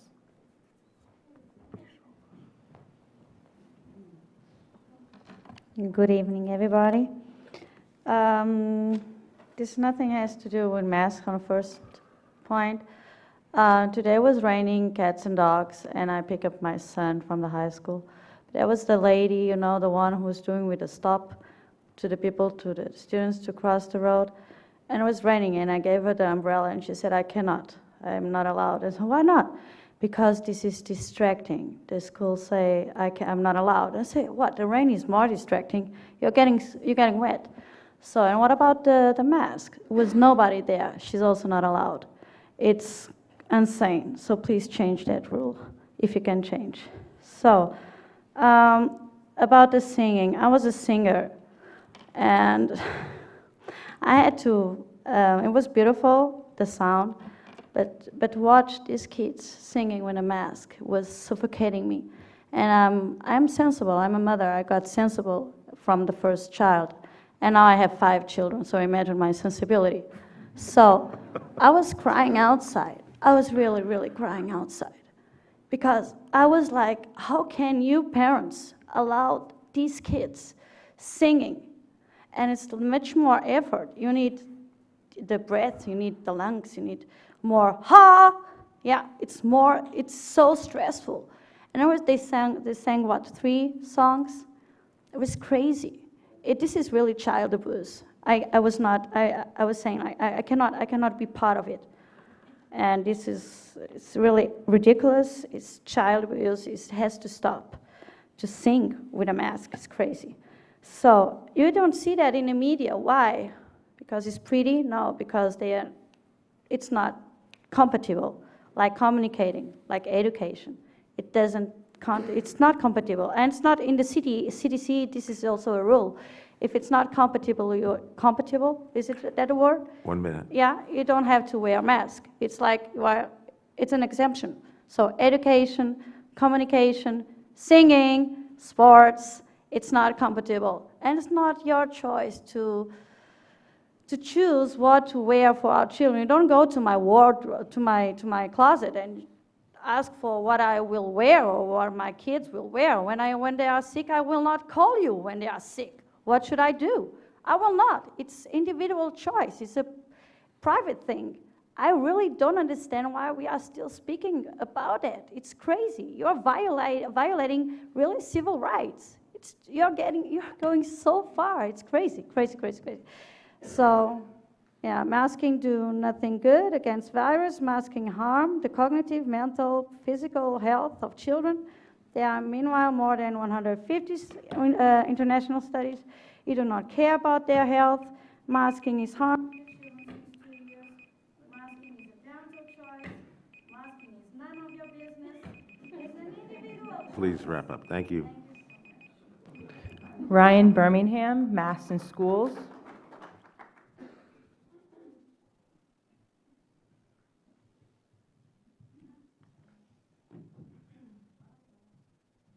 Good evening, everyone. My name is Ryan Birmingham. This is my daughter. Just wanted to come and address you guys and the room. And first of all, just wanted to thank everyone for everything they've said tonight and all their opinions. I served in the military, fought for this country, for the ability for people to do that. So I applaud the people that actually do stand up and use that freedom. So thank you. Just a quick little thing I wanted to say is, we need to unmask our kids. We need to make it parents' choice. If you want to mask your child, let them get masked. You want to vaccinate your child, let them get vaccinated. Whatever it is, parents' choice. Let's move on. My daughter has. She was born with a cleft lip, cleft palate. She had surgery to correct it, but she has no access to her nostrils and her nose. So her having a mask over her face, she fought for the last 2 years, respected everyone's thing, and fought wearing the mask, didn't complain, didn't do anything. But now that she's at school and she has to bring it down because she's having trouble breathing, she's getting singled out all the time and being singled out in front of other people and when she's with other people who don't have their mask on as well. So I just wanted to bring that up. I just wanted to thank everyone and have a good night. Thank you for your time. Thank you. Thank you. That's all I have for public participation on agenda items. 1.9, request approval of the revised health and safety plan as attached. Mrs. Cucker, Yes. if I may, regarding the 1.9, making a motion to amend 1.9 to change the universal masking requirement on buses to optional. Again, if we could conduct our business without. What was that? Okay. Mr. Maravich, do we require So it needs a motion and second, and then the vote should be to consider that motion. Right. So that was only to consider that amended, and then if that passes by a majority, then you vote on that amended motion. But you have the discussion regarding that at the time the first motion passes, the motion to amend passes. Right. So do we need to have a motion and a second to the actual item Yes, first? yes. Okay, No, so let's. No, you could, no, To you Mr. don't have to, Green's correct. first is You- fine. Okay. Correct, there can be just a second to his motion. Okay. And then a vote on allowing the amendment. That doesn't mean you're saying you want the amendment, it's just saying you're allowing procedurally the amendment to take place. And then you have discussion, if that passes, then you have discussion on the amended motion. Right. And you never go back and address the original motion. Okay, thank you. So, Mr. Hart, we have a second. Roll call, please. Mr. Case? Yes. Mr. Hart? Mrs. Casper? No. Dr. Kennedy? Yes. Mr. Martin? Yes. Mr. McCray? Yes. Mr. Negrini? Yes. Mr. Schneider? Yes. Mrs. Cocker? No. That's 7 yes and 2 no. So now the motion pending on the floor is the motion with the amendment. So it's the health and safety plan with Mr. Negrini's amendment. Okay. So there's discussion, I'm sorry, there will be discussion, if any, at this point. Okay, Well, so yeah, a we motion need- and a second on that motion motion. and a second on the plan as revised with Mr. Negrini's transportation amendment. So do we have a motion for the revised motion, the revised health and safety plan? Mr. Hart, do we have a second? Mr. Negrini, second. Mr. Negrini, thank you. Do we have any comments? I'd just like to address a little bit about this. I am not a fan of how this vote on the health and safety plan came to be. Mr. Martin has previously stated that issues should not be brought before the board time and again simply because some board members did not like the outcome of a previous vote. I feel that in large part is what occurred here, and I would caution those that pushed for that. Precedent is the kind of thing that creates a slippery slope I'd prefer to avoid. That being said, I have always followed the science and the conditions on the ground. I was a yes vote on our initial mask optional policy, but then the situation changed and I was, as were many on this board, forced to change my vote. Notwithstanding my comments about board members requesting revotes, I believe the conditions have changed and a vote on the revised policy is needed. When we last visited this issue just over a month ago, we were in a much different place. Case counts were at or near an all-time high, and the school was on the precipice, easy for me to say, of having to go virtual. Since then, much has changed. We have been fortunate to see what has happened in other countries as variants have happened there first. This has given us a window into what to expect from those variants. We are currently seeing a precipitous drop in cases that shows every likelihood of continuing. Also, unlike a month ago, we are now past the 90-day mark for the 5 to 11-year-olds being eligible for the vaccine Mr. Case mentioned at that previous vote. And lastly, and possibly most importantly, medical experts are now publicly saying it is safe to do so. Sometimes conditions require us to make choices that are counter to what we would prefer. Personally, I do not enjoy wearing a mask. But when medical science dictates masking as the best way to keep our community safe, then I will do what needs to be done. But for now, I support the mask optional policy. Thank you for your comments, Mr. Schneider. Do we have other comments from the board? Mrs. Cocker. Mrs. Casper? First, I just want to thank our community and the public for those who came to speak and express their viewpoints. here and via all the emails that we have been receiving. It was actually enlightening to hear from everyone and the wide array of perspectives on masking in general. I also want to thank Dr. Hoffert and our administration for all their due diligence around masking in our schools in these past couple of years. I do believe that this will pass tonight, and although I don't think we can directly make any kind of causal link to masking for some of the behavioral issues that we've been experiencing in our district in recent months, I, along with many others, will be thrilled to see masking behind us, especially given that the number of COVID cases continue to trend downward. I think it's safe to say that this is certainly on the horizon.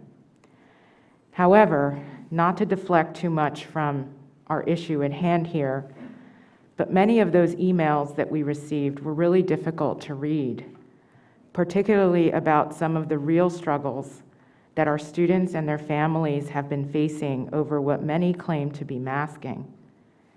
Making masks optional and even removing any need for masks will not solve some of these major issues, whether they are mental health or otherwise, including the divisions that have developed in our community over the past year. Nor will it heal all the losses and grief that we've experienced from the fallout of this pandemic. We still need to be prepared to support our staff, our students, and their families, and I think our district has been doing a pretty decent job of getting ahead of that. So I would commend our administration and our staff for all the efforts that they have been participating in and dealing with on a daily basis with our students in the schools, in the classroom. It's really been a tough year. I think we need to come to realize that we all really want the same things. We all want to make sure that our kids are still in school. We want them to be healthy, and we certainly want them to thrive educationally. None of us who are on this board are healthcare professionals, but we made a promise to our community to follow the science. And at this very moment, with COVID transmission still being high, I just don't feel like it's the right time. So, thank you. Thank you, Mrs. Casper. Do we have other comments from the board? Mr. Martin? I'm going to save mine for later. I do have a comment, but I'll do it on other business. Okay, thank you. Any other comments for the matter at hand? Dr. Kennedy? I understand and empathize with those who are sick of masks. I know since the vaccine came out for the 5 to 12 age group, I felt a lot more comfortable with the idea of unmasking, since every person in my family is fully vaccinated and boosted if available. But I do not represent just my family and my feelings as a board member. I have to think of all of the members of our school community. I do think that it's near time to end mandatory masking, but I would ask the board to consider the timing and the effect it would have on our most vulnerable students, staff, and families. Just a very few short weeks ago, an overwhelming majority of Wilson families chose mandatory masking in school. In this district, we have families with young siblings who are not yet able to be vaccinated. We have students and staff who are immunocompromised or at risk for various reasons, whether it be cancer, cystic fibrosis, or asthma. We have students with special needs who are medically fragile. In the lawsuit against Perkiomen Valley School District, a judge granted an injunction on their mask optional policy, which was a change from their original health and safety plan and against CDC guidelines. This injunction was granted by a judge because of the likelihood of a success that if the plaintiffs would win if they go to trial. The lawyer in this case feels that the Perkiomen Valley case is not unique to the district and a similar lawsuit for injunction can be brought against any school that receives ARP ESSER's funds and ignores CDC guidelines while adopting a mask optional policy during periods of substantial or high transmission rates in the community. There were only 3 plaintiffs in that case. All 3 of the child plaintiffs had asthma. In addition, one child had a vocal cord dysfunction that requires daily breathing exercises and treatments administered by the school nurse. The second child suffers from chronic bronchitis and pneumonia and takes immunosuppressant medications. All 3 children were vaccinated, but not yet eligible for a booster shot. Each child's medical team found that universal masking was essential to their safe in-person schooling. The judge found that universal masking was an appropriate accommodation for IDEA and FAPE. It's like when there's a child at school allergic to peanuts, and we have a peanut-free classroom, and sometimes a peanut-free lunchroom, and sometimes even a peanut-free school. That is an appropriate accommodation for those students. I am asking that we give families time to get their affairs in order before we end our mask mandate. And let's not just do it to avoid a lawsuit. Let's do it because it's the right and kind thing to do for our most vulnerable students and staff.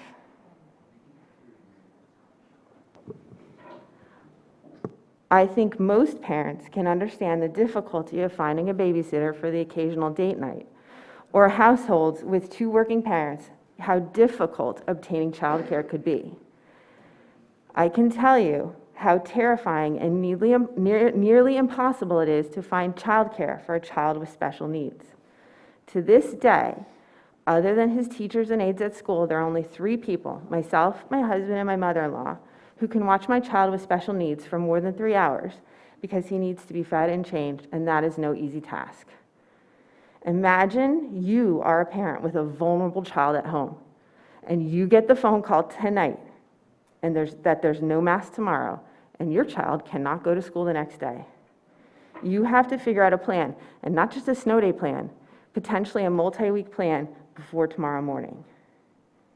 I read a piece the other day entitled, "We're doing everything we can do to survive. As the U.S. looks to move on from COVID-19, high-risk and disabled Americans feel forgotten." It was disturbing and heartbreaking. April Marino, a public health expert and founder of Autoimmune Community Institute, a nonprofit research and advocacy organization, said, "Unfortunately, for the most part, we're seeing a lot of disregard for the immunocompromised and the disabled community. Unfortunately, I've seen that sentiment on social media.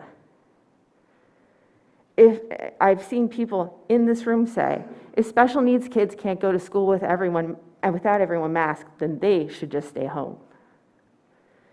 Is that what we want to say as a district? Just today, I read an email from a fellow KU prof who had a heart transplant, and he stated that, sadly, recent discussions have led him to the conclusion that some, certainly not all, but some in the community believe that his life and the lives of other immunocompromised faculty, staff, and students are less important.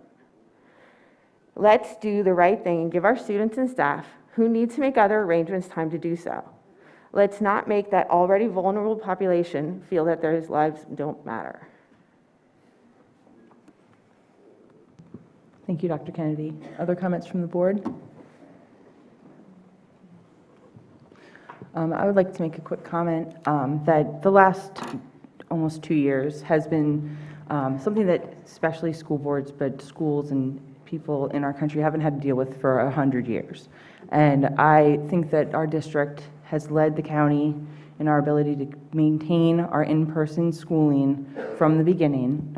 And I commend our administration, our teachers, the people that put in countless hours, especially our teachers that turned on a dime their ability to teach our students, both remotely, in person, and asynchronous. And I want to thank them for all of the hard work that they've put in. I also want to thank my fellow board members, although we haven't always agreed on everything, sometimes very much so, and on complete opposite sides of discussions. I think that the 9 of us have worked to make sure that we are doing what is best for our community. And to our community that is very vocal at our meetings, I hope that we can hopefully bring the temperature down a little bit until the next topic comes up. So that's my comment. Dr. Fadley, do you need to add anything? Or I just want to also thank individuals for sharing their perspectives and differences of opinion on this topic for the course of the last, it seems like 10 years, but it hasn't been that long. But I too am looking forward for the day where I can go into a classroom and see all of the faces of the children laughing and playing and back to enjoying each other's company and recognizing each other's faces. There have been many difficult decisions and things that we've had to ponder, but I am very proud of our staff, professional staff, our administrative staff, our parent community, for allowing us to keep kids in school, in person, and learning. But as we know, since the beginning of the pandemic, we have learned so much regarding this changing virus. We've learned things from the medical community. We've had people opine on different sides of the issue, some of them medical professionals and researchers, et cetera, and some of them in this room this evening. But I do agree with it is time to lead with courage, and to make the next step of coming out of a pandemic and living with this virus as we've lived with the flu, with SARS, with all of the other things that have gone on in our history.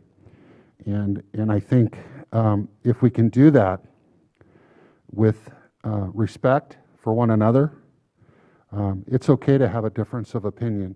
We are the United States of America, and for those individuals that served our country, that came to the microphone tonight, we get to express our differences of opinion because of them keeping us free. And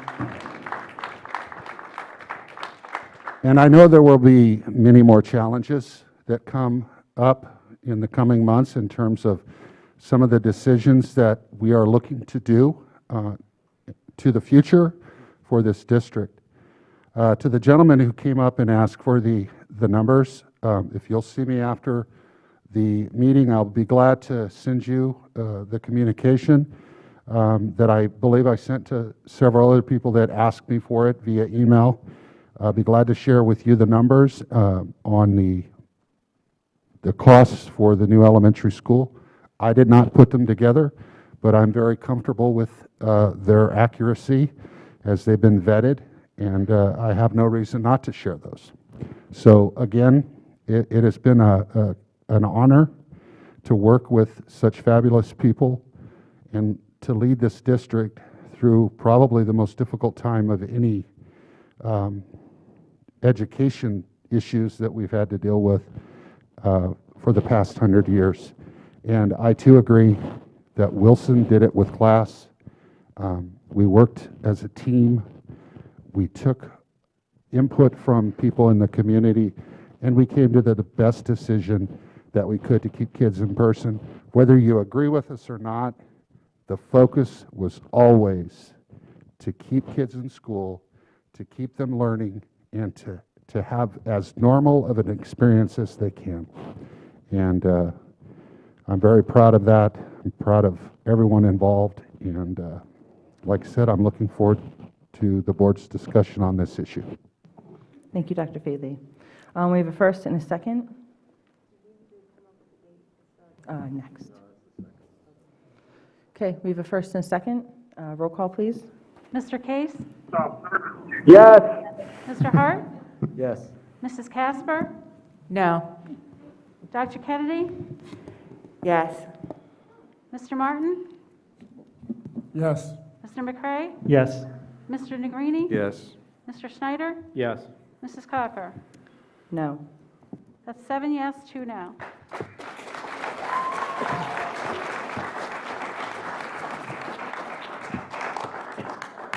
Okay, 1.10, board discussion and direction to administration regarding the effective implementation date. Mrs. Cocker, I'd like to recommend that the board consider an effective date of February 25th at the end of the school day for implementation of... Excuse me.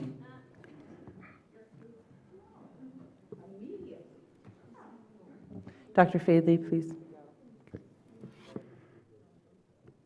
I'd like to make a recommendation that the board consider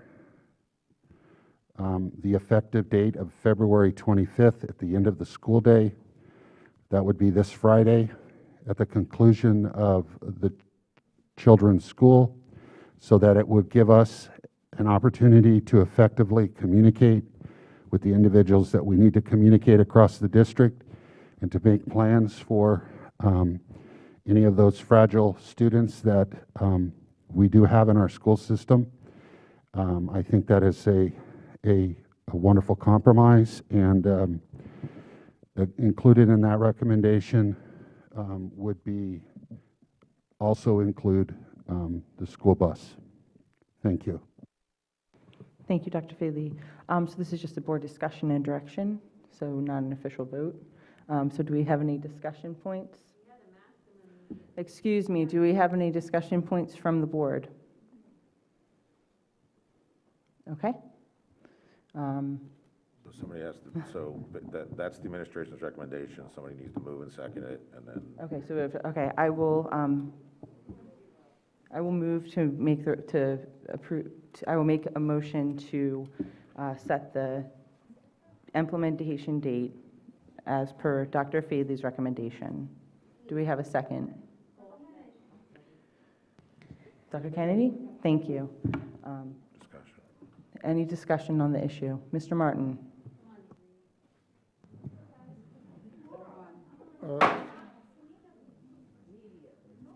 Okay. Officer Johnson, could we please have anybody else that's going to talk out of turn leave the room? No, that's not how this works. Everyone had their public participation of 3 minutes. You are not going to interrupt. Okay. Would you allow your, yeah, please leave. Thank you. Would you allow your student just to interrupt in the middle of a meeting? No, please leave then. Would you allow people to just yell at someone just because they said something? Or It's an Yes, interruption yes, to the meeting. when there's a public meeting taking place, everyone got an opportunity to speak, including Members of- yourself. Please leave. Members of the Yes. audience, members of the audience.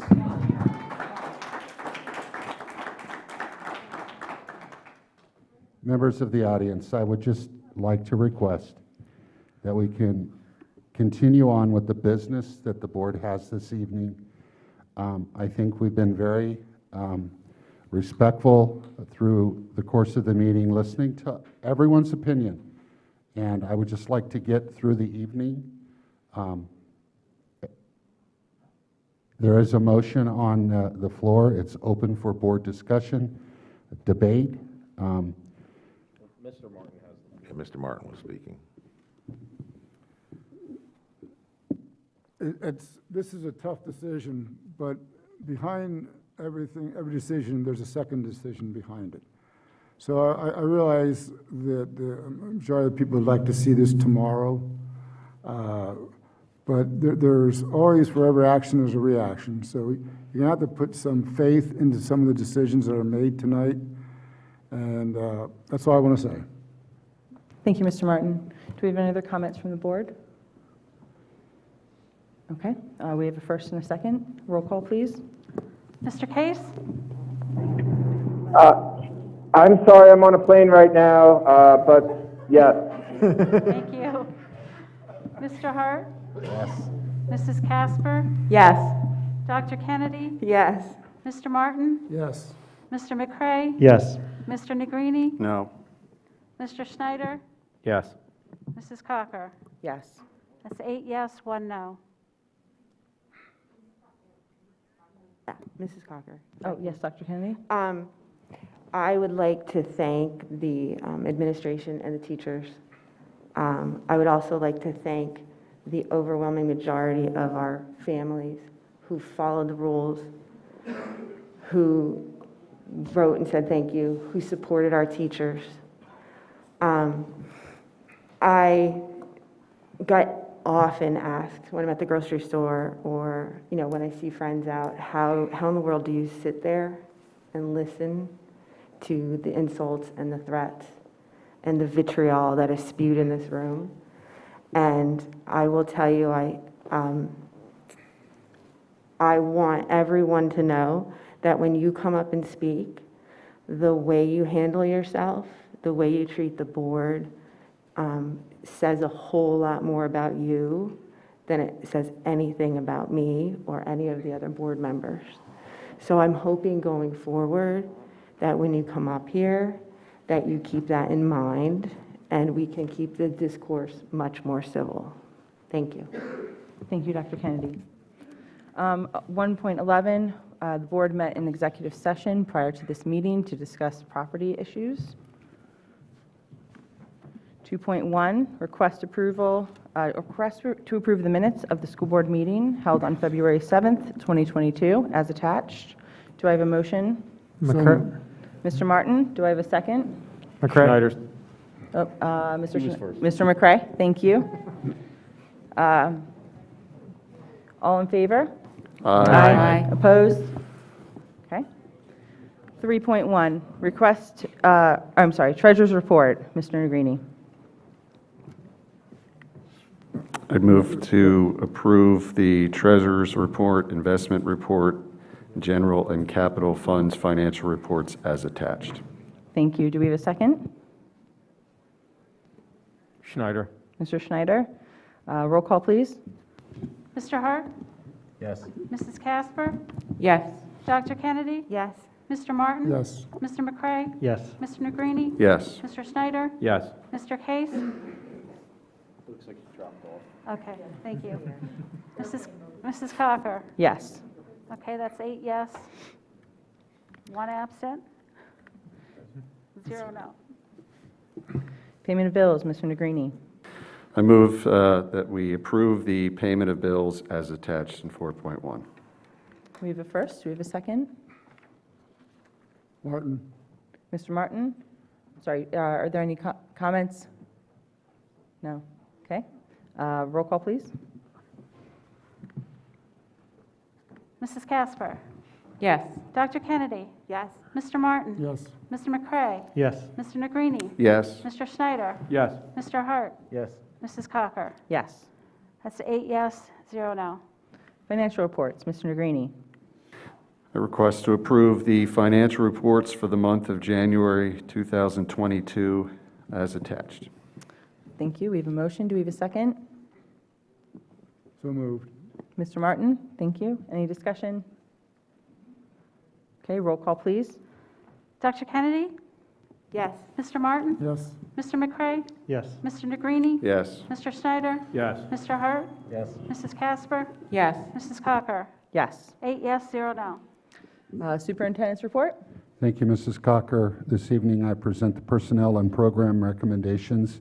There are 2 professional hires.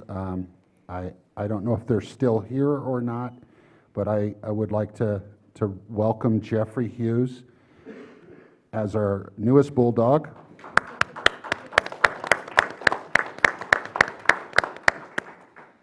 Jeffrey will be teaching 6th grade math at Southern Middle School.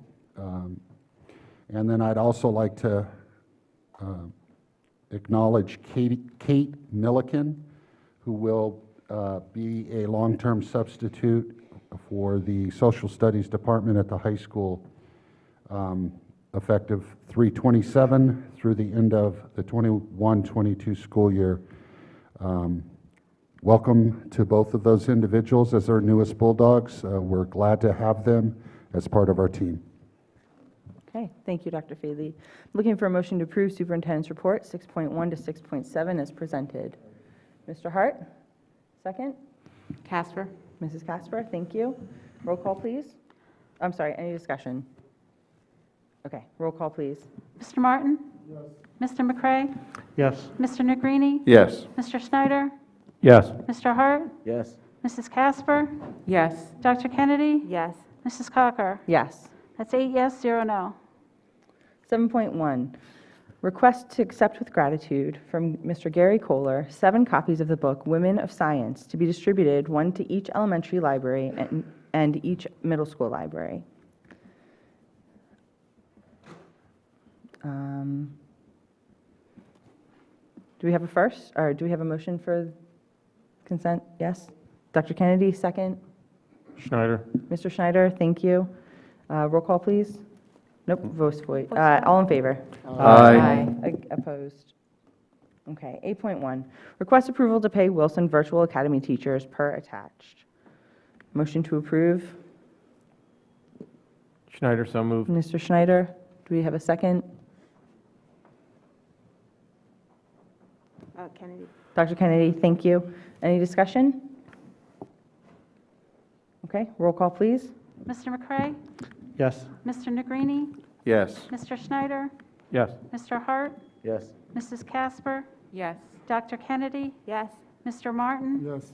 Mrs. Cocker? Yes. 8 yes, 0 no. Under Student Services, 9.1, request approval of the 2022-23 school year calendar. 9.2, request approval of a resolution approving and adopting a student discipline waiver and consent agreement dated February 8th, 2022.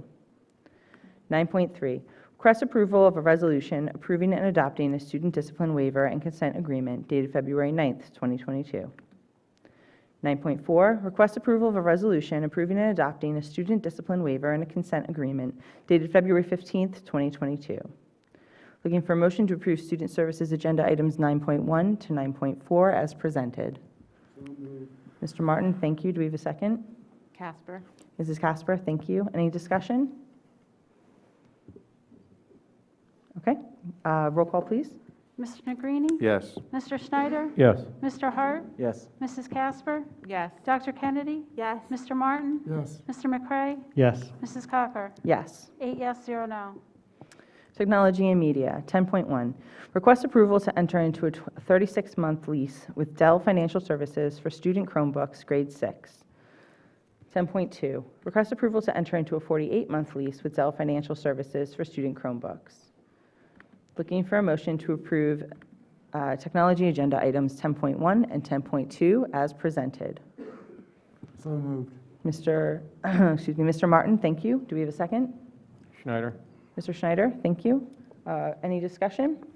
Yes, Ms. Cocker, I'd just like to say, as presented at our technology meeting earlier today, the fact that we'd be voting on these and approving these tonight as opposed to waiting is going to save the district roughly 10% markup that'll occur in March. So it's a credit to our technology leadership and Mr. Fiddling that we are taking advantage of that discount and saving the taxpayers money. So thank you very much for your due diligence.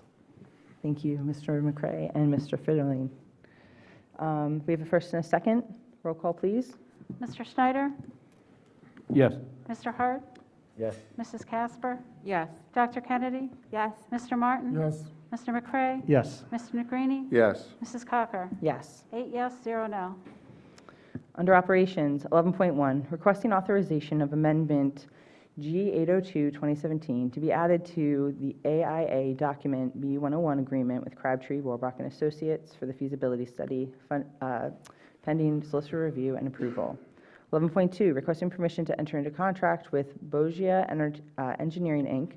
to do a minor traffic study for the high school additions and renovations project, pending solicitor review and approval. 11.3, requesting authorization to use Keystone Printing for district envelope printing. The cost for the envelopes, $111,000 to be $38.50 per thousand. Pricing based on envelopes ordered at the same time. Production will require 2 weeks. 11.4, requesting authorization to upgrade the emergency cellular communication at Green Valley in the high school by SAH Incorporated.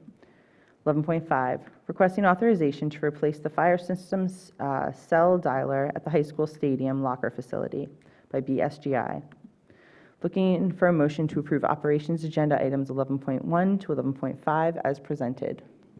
So moved, Negrini. Mr. Negrini, thank you. Do we have a second? Schneider, second. Mr. Schneider, thank you. Any comments? Go ahead, ask your question, and then I'll share. Is this cellular because Green Valley is the pit of cellular despair? Is that why, like, because you literally cannot get a signal, will that help? I- I'm worried about. Dr. Kenny, your mic. 3G is going to sunset in 2022, so that's ultimately upgrades. I thought maybe it was are because you long cannot get any overdue. bars at all. Like, I often worried about, like, what if something ever happened? Because you have to stand in a certain spot in each of the classrooms to get any cell service at all. That was it. So obviously, outdated technology needs to be upgraded. Mr. Negrini, thank you. Mr. Negrini, did you have a comment then, or? No, that was. Oh, that was your comment? really- Okay, well, that yeah, was good yeah, timing. just Thank to talk you. about why we need to do that, so, Right. sure. Any other comments? Okay, roll call, please. Mr. Hart? Yes. Mrs. Casper? Yes. Dr. Kennedy? Yes. Mr. Martin? Yes. Mr. McCray? Yes. Mr. Negrini? Yes. Mr. Snyder? Yes. Mrs. Cocker? Yes. 8 yes, 0 no. Under Finance, 12.1, request approval of a 36-month lease with Piazza Honda of Reading for a 2022 Honda CR-V SE all-wheel drive, 10,000 miles per year for the driver education instructional conference vehicle. 12.2, request to approve a resolution for charter school funding reform as attached. 12.3, request approval of the budget transfers dated January 12th, 2022 through February 14th, 2022 as attached. Looking for a motion to approve finance agenda items 12.1 to 12.3 as presented. So moved, Negrini. Mrs. Casper first, Mr. Negrini second. Any comments? Mr. President? Yes. I'm not a fan of form letters sent to the schools by the Pennsylvania School Board Association. I've never been a fan of just copying what another organization tells you to do. Charter schools funding, there's no question there needs to be reform in that. The way this is written, it's not appropriate. It lumps brick and mortar schools with cyber charter schools, and I understand. They both have different places in the system. They use data. On the worst extreme, they show amounts from $13,000 to $35,000. They show the extremes, but they don't show the average or the norm. They also use data that's from 2014, 2015, which is 7 years old. And like I said, I support cyber reform and the way, especially how it's funded, but cyber schools do provide a necessary service, especially charter schools. And I've talked this before. If you've ever seen them in action, some of the center cities, you see where they're going. But once again, I don't like this. I don't like form letters. And I can tell you right now, the senators that I spoke to don't like form letters either. So that's it. Thank you. Thank you, Mr. Martin. Any other comments? Perhaps Mr. Martin could get out his pen and paper and write one on behalf of the district. I'd be happy to help you out with it. I agree that form letters don't always get the attention that they need, but nonetheless, the funding formula does need to change. The cyber charters and brick and mortar charter schools are making a significant amount of money off of taxpayer dollars, their expenses being significantly less than what public school offers. So, thank you. Thank you, Mr. Negrini. Any other comments? Okay, we have a first and a second. Roll call, please. Mrs. Casper? Yes. Dr. Kennedy? Yes. Mr. Martin? No. Mr. McCray? Yes. Mr. Negrini? Yes. Mr. Snyder? Yes. Mr. Hart? Yes. Mrs. Cocker? Yes. 7 yes, 1 no.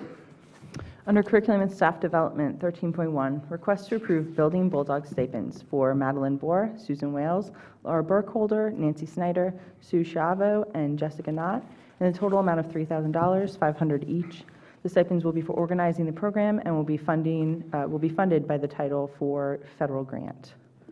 Looking for a motion? Schneider, so moved. Mr. Schneider, thank you. Second? Kennedy? I'm going to say Mrs. Casper won that one. We have a first and a second. Any comments?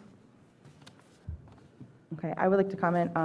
Over the last couple of years, the Building Bulldog program has grown every year, encouraging more of our incoming kindergartners to a really well-designed and well-instituted program for them to get into the schools, see the schools, get to meet some of the teachers they may meet in kindergarten, as well as practice some fundamental skills, nothing that is required when they enter kindergarten, but just things to get parents thinking about using scissors, looking at letters, looking at their name, really basic, pre-K concepts. And I'm really proud that we have such an amazing program.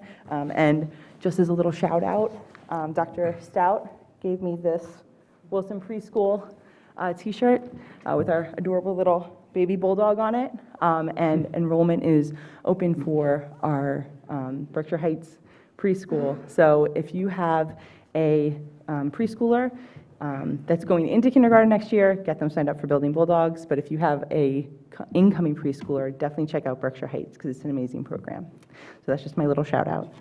We have a first and a second. Roll call, please. Dr. Kennedy?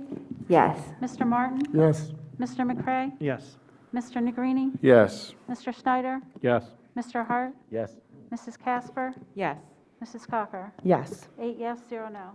Under Transportation, 14.1, request permission to purchase 3 new Ford Transit 150-passenger rear-wheel drive low-roof vans from New Holland Auto Group through CoStars. Looking for a motion? So moved, Negrini. Mr. McCray first, Mr. Negrini second. Any discussion? Mr. Martin? Well, I have a problem because I'm a Chevy guy, but just, do you know what Ford stands for? Found on Russian dump. All right, that's it. Okay, that's your comment. Thank you, Mr. Martin. Any other comments?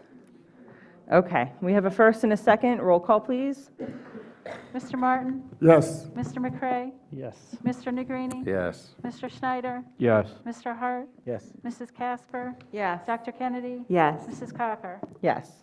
8 yes, 0 no. Mrs. Cocker, if I may, just to point out to people that Mr. Martin's 11:30 show is completely different than the 5:30 show. Thank you, Mr. Schneider. Under miscellaneous, 15.1 is our enrollment report and committee reports. First, BCTC, Mrs. Casper. I have no report. Our next meeting is tomorrow night. Thank you. Student Services Committee, Mrs. Casper.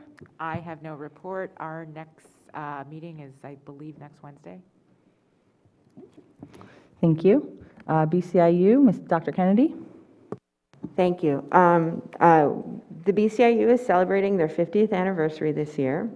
We get treated to all different videos before the meetings telling us all the special things and how the BCIU has changed over the years. One of the most popular and appreciated things that the BCIU does is compile a list of state mandates. They are updating their list from last year and have an 80-page state mandates document, and have also now created a 12-page state mandates checklist, which was created to assist schools to meet mandated requirements and deadlines. The documents will be shared with our professional partners in schools and state legislators to show the impact that mandates have on public schools and to leverage advocacy efforts. Over 18 businesses and education organizations participated in the Career Ready Berks Night hosted on Friday, February 11th at the Reading Royals. Also, on Tuesday, February 8th, a Reading Royals Education Day was held.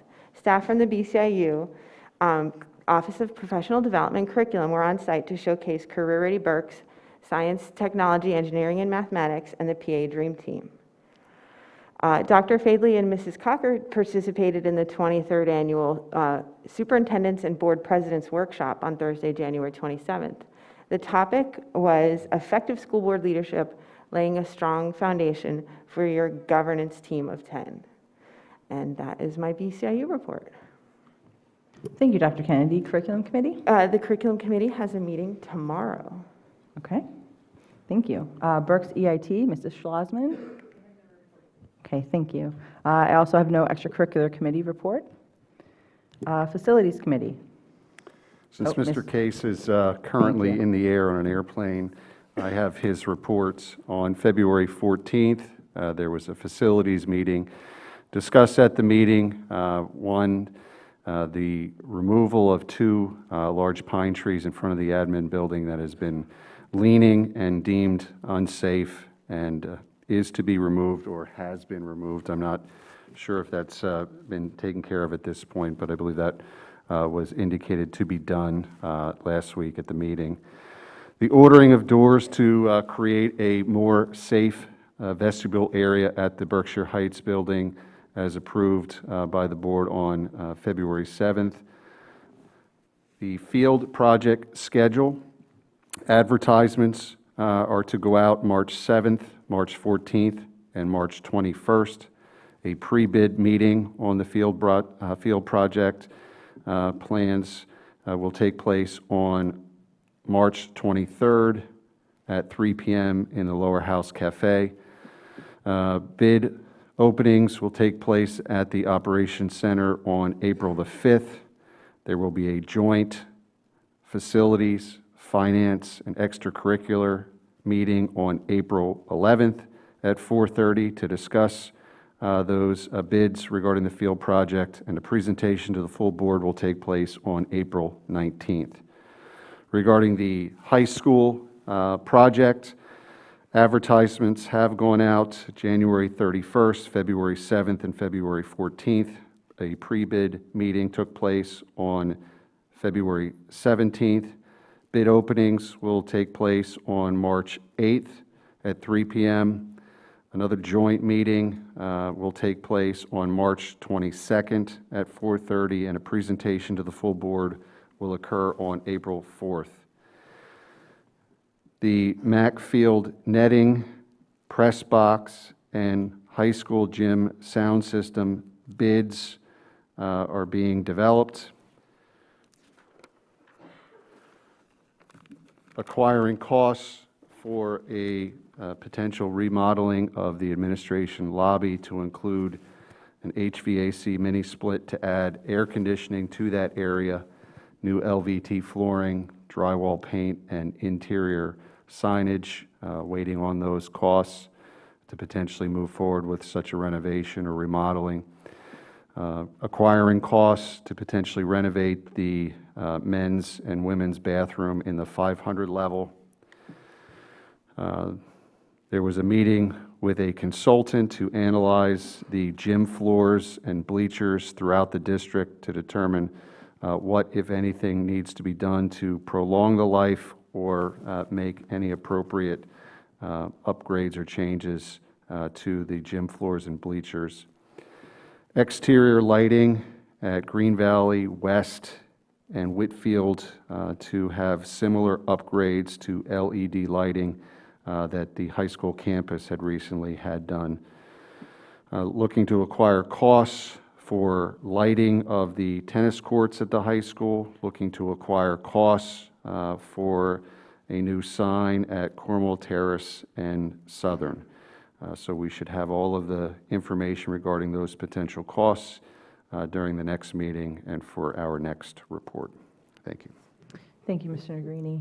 Now, Finance Committee. Our next meeting is on Monday, March 7th at 4:30. Thank you. Legislative, Mr. Martin.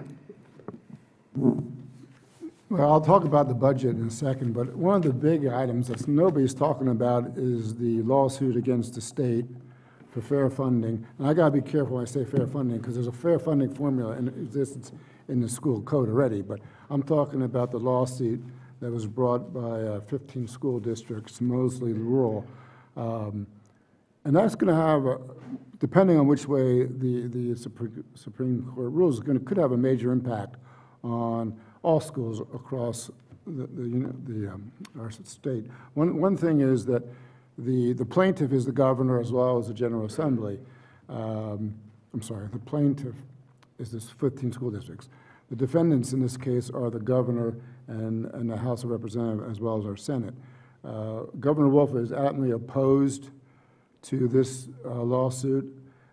They will start making their cases this week. If they haven't done so, they started making their case. It was supposed to be a 10-week process. It's obviously exceeded my expectations. So stay tuned. The state will not have a lengthy, whatever they call legally briefing, whatever they're doing. I'm not really familiar with that part of it compared to what the plaintiffs had. So that should move on fairly quickly. And to me, I'm just surprised there's not much discussion on it, but it could have a huge impact on schools. With that said, now we'll go to the budget. You all have seen those states' proposed budget presented by the governor. Sort of like the school districts where we got a windfall of money from ERSA funds. The state also received excess. We have excess like $2.5 billion in funds, which they're trying to figure out, what to do. The governor's plan is, obviously pass along a lot to the schools. That's good news, bad news. The good news is, the schools can always use it and spend it. The bad news, it's a one-time fund, just like our ERSA funds. We become complacent because programs are put in place that then are unfunded, in the years down the road. And it was showed on the state's projections that this is a temporary fix that balances our budget, but 2-3 years down the road, we're also in the negative again. So there's a danger because we're already talking about how do we make up this funds that the state does not give us in the future, just like a situation we have here with our ERSA funds. There's a danger because you really shouldn't be planning on that money, but school districts do. I don't know what we're doing in total, but we will do. There'll be a much better plan, and obviously it's my plan, which is you put that $2.5 billion in the pension fund, which benefits everybody across the board, compounds itself, and nobody has to worry about spending money that they might not have to begin with. So there's a danger with what the governor's presenting. I know it's a lot of money, but it's not sustainable. So I just use caution. All schools use caution in looking at that budget. And, like everything else, one-time money really doesn't fix problems, actually creates more problems because you rely upon that, and then there's no funding sources for it. That's it. Thank you, Mr. Martin. Human Resources, Mr. Hart. No report. Public Relations, Mrs. Troutman. Evening. I just have a couple of quick items. First of all, put on my glasses so I can see. First of all, the Wilson School District hosted the 2022 Wilson Spelling Bee competition on Monday, February 7th. Each middle school hosted a grade level competition, and the winners competed in a school-specific spelling bee to determine the winners. So we want to publicly congratulate our winners, Estella Kerper from Southern Middle School and Katie Williams from West Middle School. Both of these winners will advance to the regional finals on March 13th, and we wish them the best of luck. We also want to remind our community that kindergarten registration for the 2022-2023 school year is available online. We've begun to promote registration through our communications channels and are very excited to welcome our newest class of Bulldogs to the Wilson School District. And finally, just a reminder that we will be holding a community conversation about our right-sizing plan and future elementary expansion project on Monday, February 28th at both noon and 6 p.m. right here in the boardroom. In addition, we will also be live streaming both of those sessions. Thank you. Thank you, Mrs. Troutman. Mr. Case informed me that he had no report on the Education Foundation. So, Mr. McCray, Technology Committee. Just for again, Mrs. Carroll, just to clarify, our next finance meeting, I believe, was originally advertised to be on Tuesday, March 8th. Is that correct? Yes, it is on Tuesday. Okay. I believe our next board meeting is also on Tuesday, March 8th. Is that correct, Ms. Cocker? Correct. Okay. So. All right, so my apologies for the wrong date. Didn't mean to call you out, Mr. Greedy, but just want to make sure we had the correct date there. The Technology Committee meeting, Technology Committee did meet earlier this afternoon as previously approved by the board. One of the items discussed was the Chromebook order for various grade levels. And again, the early work by our technology group and Mr. Fiddling did end up saving the district over $100,000 by ordering those early. So again, great job by him. We also discussed the fact that the technology engineering team will also be having their computers replaced this year. Great news is they got 1 to 2 years of life beyond their previous lease, but that'll be about additional 225 computers that we will be ordering for the technology engineering teams. In addition, the technology leadership is working on a 4-year plan to replace 100 plus Prometheus boards across the district. I believe some of the original ones go back to as early as 2007. So we're going to plan to likely replace them with some interactive touch panels or projectors, likely using money from our capital reserve budget.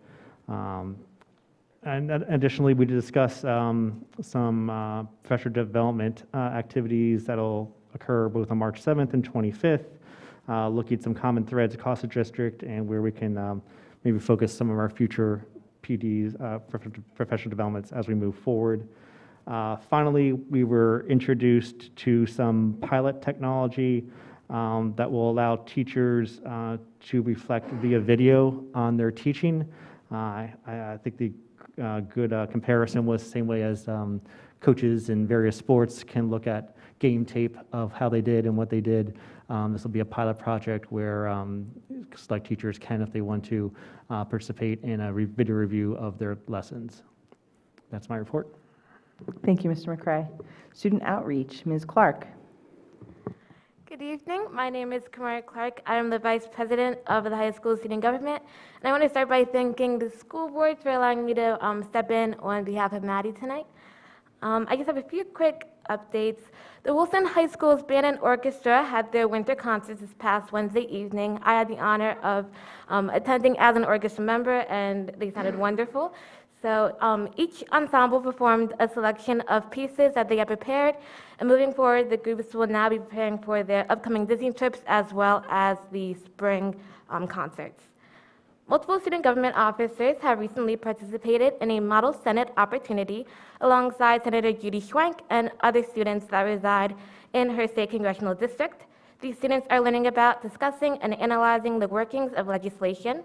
The students will meet a total of 3 times throughout this experience, including a final meeting in April in Harrisburg to propose their bills. 2 Wilson Mini-Thon overalls attended Penn State University's Thon event this weekend with their club advisors to experience part of the 46-hour dance marathon for the Four Diamonds organization to raise money for pediatric cancer research. These student overalls have taken what they learned from this experience and applied it to their own upcoming Mini-Thon event taking place this Friday, February 25th. At Mini-Thon this Friday, there will be raffles, concessions, laser tag, therapy dogs, live music, and more, all to raise money for pediatric cancer. Community hours are from 6 to 9 p.m., and all are welcome to attend. I also wanted to add that at Penn State University's Thon, they reached a record-breaking number of donations, so please continue to support not only Penn State's Thon, but also Wilson School District's Mini-Thon as we try to support the Four Diamonds organization. Thank you. Thank you, Ms. Clark. We have one item for non-agenda public participation. Jen Smith, the topic is bullying.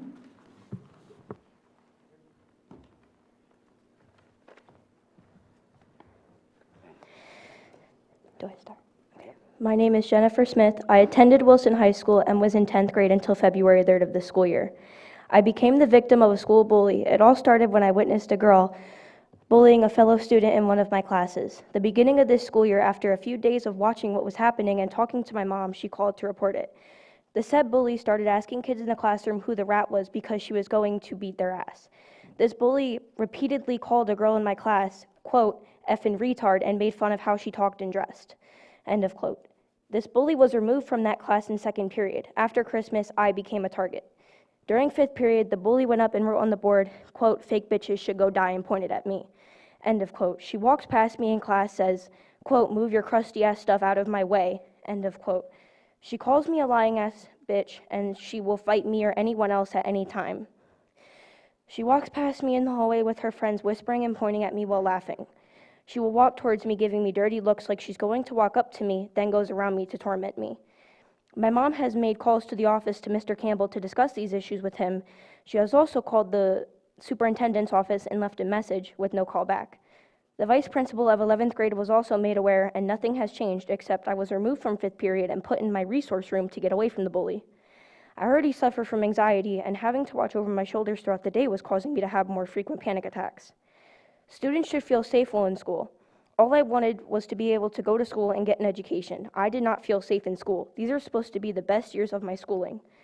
I have read the bullying policy, and this has impacted my education due to not feeling safe mentally and physically. Shame on you, Wilson. And her mother is here and she has everything documented. Her mother's having back surgery on Friday. She asked me to step up with Jen. This must stop. This bullying has to stop, and it's still going on in West. Thank you for your comments. Is there any other business from the board? Mr. Martin?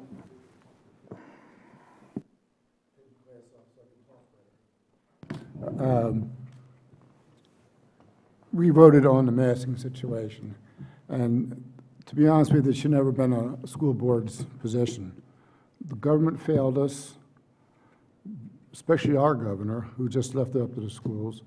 The CDC pretty much failed us. I mean, when you have to go to court to reverse something that the governor has done through one of his committees, I think that's wrong. Schools should never be in this position. It should be done by legislators that have the law, know the law. So I didn't like how we've handled things.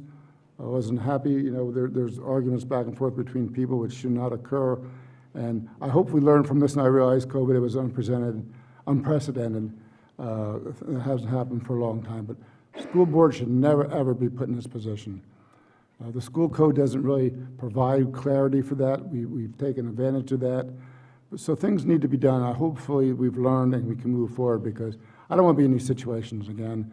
So I hope, you know, things can change for the better, and, you know, let politics be with the politicians in Harrisburg, Washington, D.C., wherever they are, and keep us out of it. Thank you. Thank you, Mr. Martin. Any other comments or other business? Mrs. Cucker, if I may, and I know it's late, and I do think it's important that I share this information. I recognize a lot of people have already left. I'm sure a lot of people have tuned out once we made our decision on the health and safety plan. But hopefully, for those that are still here, for those that are listening, and that those that go back and watch this meeting for prosperity's sake, I have the following. We are a polarized nation, and as a community, we mirror that same polarization. Our individual identities encompass our group identities that ultimately have become our political identity. Whether we are Republican or Democrat, conservative or liberal, populist right or ambivalent right or rhino, progressive liberal or establishment liberal, we are pushing farther and farther apart in this country.